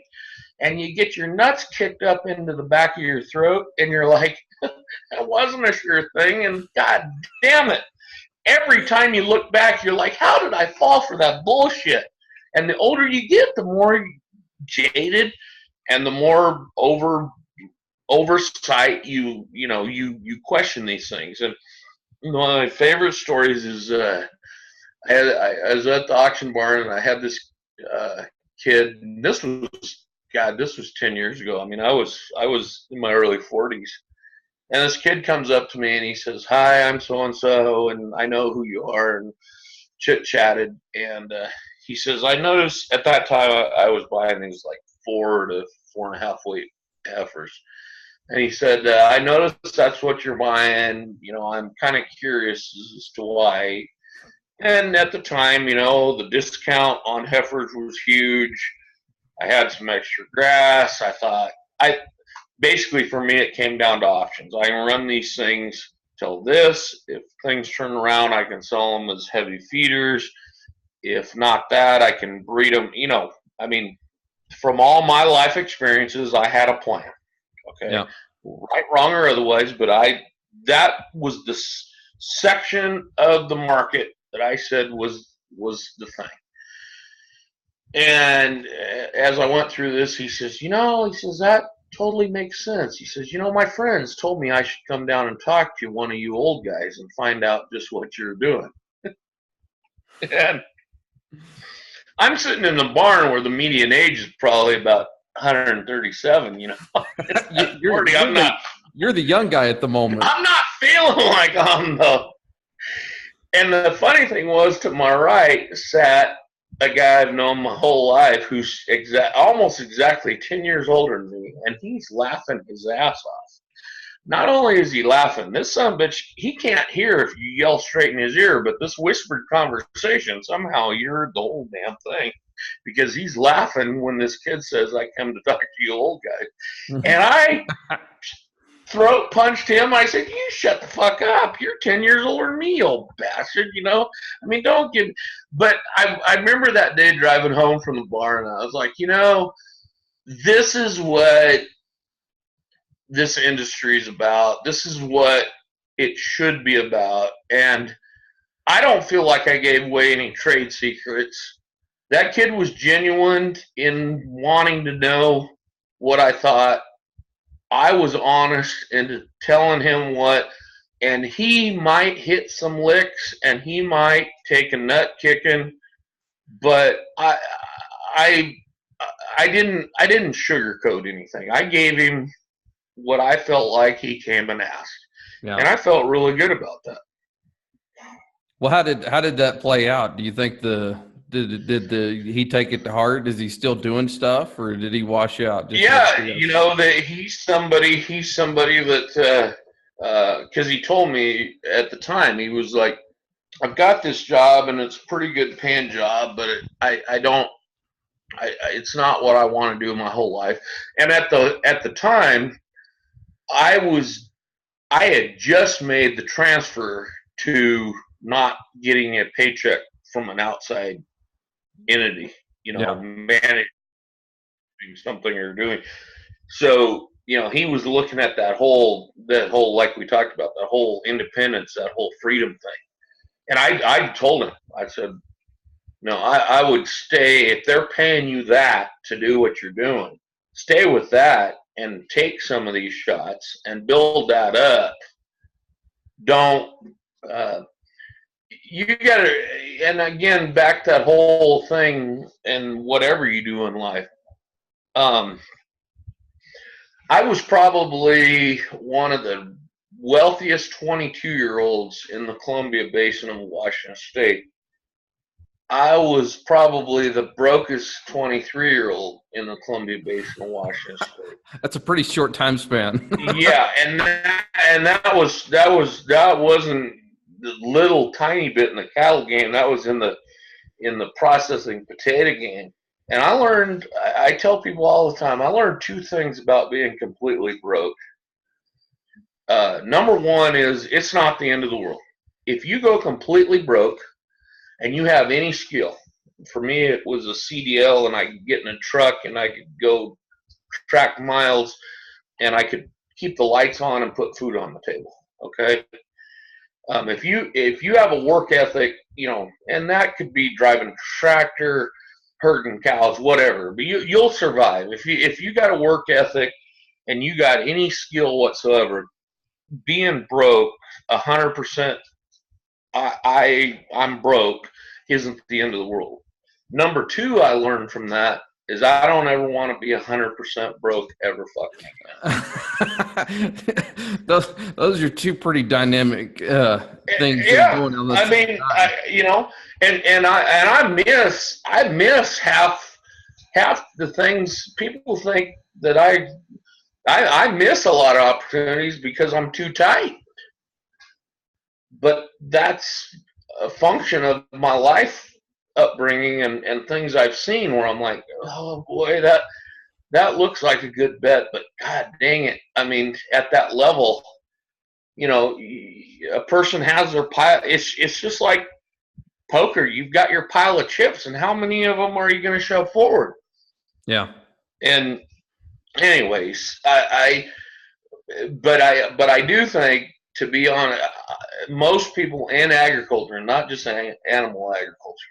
If you're a worker and you're a thinker and you're willing to put some hours in, this is when this whole thing of, well, there's no future for young agriculturalists. Bullshit.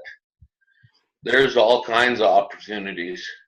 Oh, But hell yeah. you're gonna have to work, and you're not gonna start work at 9. You're not gonna get off at 5, and your weekends aren't always gonna be free. And there's opportunities. But Oh, I can remember when I first started farming and I needed bigger equipment. I went and bought stuff that I needed or I thought I needed, but in order to pay for that equipment, I went and did custom work. And I spent, every night and weekend planting no-till wheat or strip tilling or whatever that I bought, and I had to go pay for it. Then I wore the shit out of them, and they were wore out. They were paid for it, and I was like, well, that was a hard lesson because I bought all this equipment and wore it out on everybody else's shit. And now absolutely, I did the exact same thing. A tractor and a 4-bottom rollover plow in this country. Plowing came back into vogue, and it looked like an opportunity. And I don't know, in 1988 and 1989, my partner and I don't know how many acres of plowing we did, but a lot. And I'm talking drop down 16-inch in the ground, flipping over the dirt. And they were paying anywhere from 28 to 30 bucks an acre. We just thought, God, we're robbing these bastards. Oh yeah, I was the same way. Yeah. You made this money and you started thinking if I did 5 fields, I'd make this much. You never at once contemplated that I'm gonna have to repair all this crap that I'm tearing up. It was just like free money. Yeah. Well, and the funny thing is, and this will adjust you to life things too. The bank loved it. The bank loved it because it cash flowed. Yep. It looked like there was always money coming in. But you're right. At the end of the day, what did we have? We had a fucked up old tractor and a fucked up old plow that was paid for. Yep. And that's something. There's some good ones on there, and it's come a long ways. I will say sometimes I fling stuff against the banking industry on Twitter a little hard sometimes because I've seen a few things that where I look back and I see that those pushes or those decisions were not made in a situation. My granddad used to tell me in the cattle business, whatever you want to do, if it's 400-pound heifers, bred cows, 900-pound steers, whatever you're going to do your budget, do your whole thing, take it to the bank. If the bank will loan you the money, run the fuck away. And yeah, I've heard that before. Don't even fucking think about doing it because they're always so far behind the system that that's the wrong thing to do. If they reject you and tell you that that's a bad idea, get rid of every asset that you don't need and scrape up all your pennies and go wholehearted towards whatever you propose. And that's the time to do it. And that's not 100% in the cattle business. That's about 75 to 80% right. And I will stand by that to my dying days from what I've seen so far. Yeah. Do whatever everybody tells you won't work. Oh yeah. Well, I remember back. I mean, hell, we had these conversations back on the Hangout days. People had said we were idiots for believing that feeders could go to $200, and everything was set up like it was, and we were there was only a handful of people that believed it. And then when it happened, they were like, "Well, that's just luck." It's like, well, maybe, but we've got video proof of it. So yeah, I mean, that whole deal, and I think it turns around into the $8 corn or the $10 wheat. I mean, there are going to be those things, and I think I will say the difference for me is I didn't have to shove all in on that 200. Yeah. I was at a position where 160 was making me money. I could damn sure make a bet on partial bet on the 200. And but I will also say that also went against a little bit of my background and my learning in that, and I still think, other than that one run up has been true, I've made more money when everybody's doom and gloom and this thing's a wreck than I have when everybody was on board and this is the greatest thing ever. Yeah, I'd agree with that. I think that's pretty common. As soon as everybody's on, like, cattle are never going down or crops are great, yeah, that's when you start looking around for the exit. You better start finding the way to get off. When there's certain phrases, we've set a new minimum. That one always cracks me up. Or at a new plateau. We've set a new plateau. We'll never go below 160 again. You know, the bad years are going to be 180. Yeah. Or you get the whole in the cattle business especially is the whole, well, I've read all the stuff and this thing's going to be good for 5 or 7, maybe even 10 years. And I remember I was old enough at that point in life when that talk was happening. I remember telling people, well, I want to sign up for 3 because in my lifetime, 3's the absolute maximum home run, fuckers. You don't get 10 years of of gold. I mean, you know, and you know, I don't want to discount anybody when they're in different situations where they got where they have that situation where their bank dictates decisions and this and that, because we've all been there, and sometimes it's right and a lot of times it's not, but I did enjoy that, and that was one that my bets, my push the chips to the table, I was about 2 weeks off perfection of keep shoving it in, keep shoving it in, keep shoving it in, keep shoving it in. And I pulled out and I said, I just can't take it anymore. My heart can't take this anymore. Yeah.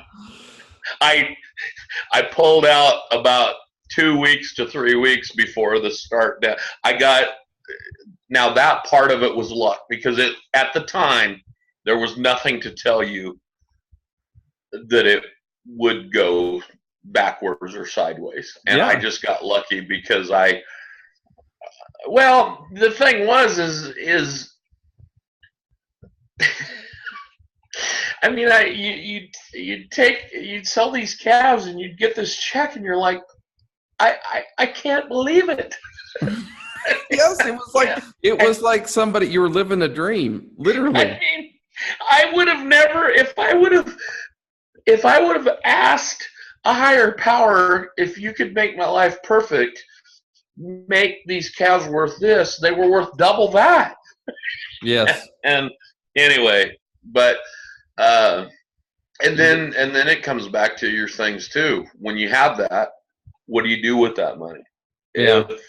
If all you do is add on to your house or leave your debt level the same and buy some new equipment, then when things go backwards, it gets kind of tough. I was lucky that my age and my life experience through that happy times caused me to be a little moderate in what I got stupid about, and I'm glad. Yeah. I'm right there with you. I think I got blown out on some hedges at 197 and like 218, and I thought, who in the hell is ever going to get blown out of a hedge at over $200? That doesn't happen. That's not how this works, And likewise, I took the good times and bought a yellow trailer and put that shit on Twitter for years. because I was like, how else can I just screw with people. I'm going to buy a yellow trailer because no one else has one. Well, looking back is, and I did seriously contemplate it. I thought about fire sale and just completely going to zero. Yeah, you'd have been a hero. Point. Like today, that would have been like. Yep. I would have, and my problem is that was one of those where at the same time that this thing can't just keep going up forever, does it really make sense? What I was looking at was a situation where I could have probably, at that point, there were so many outside people that wanted in, I probably could have rented my pasture at a year-to-year thing and just waited for it to swing back around. But you do your time and you put in your genetics, and my cow herd, my main cow herd, and I'm always buying and selling different shit, but my main cow herd, it's not the prettiest to look at in the world. A lot of people wouldn't have what I have because of the color differences. But I'll tell you what, when I load a set of calves off of this place, I'm pretty proud. I got. And it's life experience and trying this and trying that and figuring life out. And it's at the end of the day, I've made more money from figuring out those efficiencies of those cows. That whole running cheap isn't a joke. Figure out how to run cheap.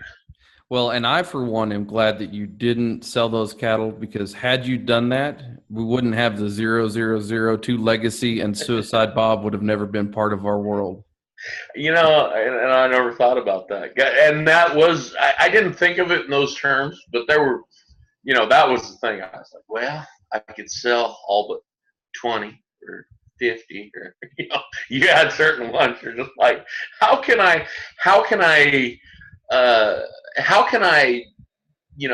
diss this cow family that's done so much for me? You bet. I mean, and let somebody else. And not only am I going to let somebody else in on the deal, I'm letting somebody else in on the deal. A lot of them were, first timers who knew, that's something that I learned from that cycle there and that run up. Pay attention to how many outside money first timers are jumping in. That's when that starts to peak up. That's about the time that maybe we've seen the top. Well, I don't think we've seen the top in the Daily Cowman Twitter, and I don't know that we're anywhere close to where this whole run's going to take us. But it's been fun getting to know you, and I hope everybody else kind of got to take away something from this. We just knocked out over 2 hours, man. It doesn't seem like it, but we just ran through that. And I know for me it's easy to do. I sit and chit chat with people with common interests, and I can talk this cow deal. I can just do it forever. I love it so much, and that's part of this whole being happy online. Is I did get a little lucky in my background. A lot of people grow up with something, and that's especially in ag. God, the last thing I want to do is be a corn farmer or a cattleman. I was a little boy when we kind of changed from that growing crops and a farmer feeder into the cow calf business, and I grew up with a new cow calf herd. And I loved it. I loved it from the get-go, and I love it today, and I'll love it till the day I die. I do some different things than we used to do. I play around with, I feel like every bovine has at least one profit and at least one loss in its lifetime, and trying to pick the profits out of them. But that running some cows does a lot for a guy's mental stability and happiness. It'll do some damage in some situations too, but in general, it's a good thing to bring somebody back to center. Well, you remind me of the kid that got to get in the toy box, or not even the toy, get in the sandbox, and they got to stay there. This is what happens whenever you get to stay in the sandbox. Like adults, let your kids do what they want. Let them follow their dream. Larry's a living example of what happens when you get to live your dream. And man, you're happy. And that makes me happy to see someone genuinely content, because that's pretty rare. Well, and that's the saddest thing I see in the world is people, for whatever reasons, they're just not. I mean, I've got people with bigger houses and nicer lives and this and that, but the littlest things. I mean, my wife and I went 5 days. We went to North Carolina to Charlotte Motor Speedway for a NASCAR race back Memorial Weekend. If you would have told me when I was 10, 20, 30, even 40 years old that I would take a week, and I'd have been like, no way, between the cost of the travel and that, no. Being away from your cows and all the things we tell ourselves. And I loved it. I mean, I was happy to get back, but yeah, I am. There are a million things that I've had the opportunity to do in life that I've been like, yeah, there's something to be said about luck, and there's something to be said, but part of it is because I stayed and I worked at it and tried to get better at it. So you're a victim of achieving your dreams. I should probably take up a social justice issue and start printing up some signs and doing a little protesting. That's what I should. Dude, if you would do that, I would find a way to come out there and follow you around with a video camera. This would be the new man on the street. Larry goes to war. I mean, awesome. I really need a cause. I'm not nearly as angry as people should be these days. I know. Yeah, and that's and not that there's not things out there that are, but in general, this being angry and offended at half the things, I'm like, people, how did you get to this point? You had to really strive to get this pissed about this. I mean, something's really lacking in your everyday get up and just go do life. I'll bet you if we hang around long enough, we'll figure it out. Yeah. Well, one thing about it is I will say I enjoy watching it. I watch it and I try to learn from it, and I have seen on social media the waves of how people come to power and be all, they're the foremost authority, and then that thing, because there's something always the next day. It's like the album drop at midnight. That's all great, and it don't matter if it's classic rock, country, or Meek Mill, or Big Daddy Z, or whoever. Next week there's somebody else, and that's gone. Yeah. Well, that's the one thing I've noticed about, like, and I put this into, like, I'm going to steal this term from, oh shit, Aaron Bass. He's used the term wizards, the old wizards in the parts store. But there's kind of the old wizard mentality of people who have been around the social media game for a while. You see people get up and down, but the ones that are consistent with just being themselves. Yeah, I mean, you know them. There's a handful of people that have came and gone. There's a whole bunch of people that relate, to other people, and they just kind of hang around. And what I found is that most of the time, those same people, when you meet them in real life, there's not like some kind of a front of this is who they are on this, and then this is who they are in real. Like, you meet them and you pick up right where you left off. Absolutely. And Aaron's a great example. Aaron, I mean, he was up in Canada, and he actually camped in a campground 3 miles from me. We were in contact on their whole little trip, and he got held up because he tried to take a shotgun into Canada. I didn't know that. Oh yeah. Well, somebody told him that you could do it if you declared it. Anyway, and I give him, there's somebody right there. They went on, 10-day, 2-week motorhome, drive their ass off road trip took their kids, went to an ag meetup, but they also saw some sights of a different part of the country. They went to some waterfalls. They went to some parks. And it was all for a wedding in Seattle that they eventually meandered to and then hauled ass back home. Those kids, and I think their oldest is, I think she's going to be a freshman in high school, and their youngest, well, she's around that 7, because I know she lost one of her front teeth at the ag meetup, and I told Aaron he couldn't be cheap and give her Canadian money for it. But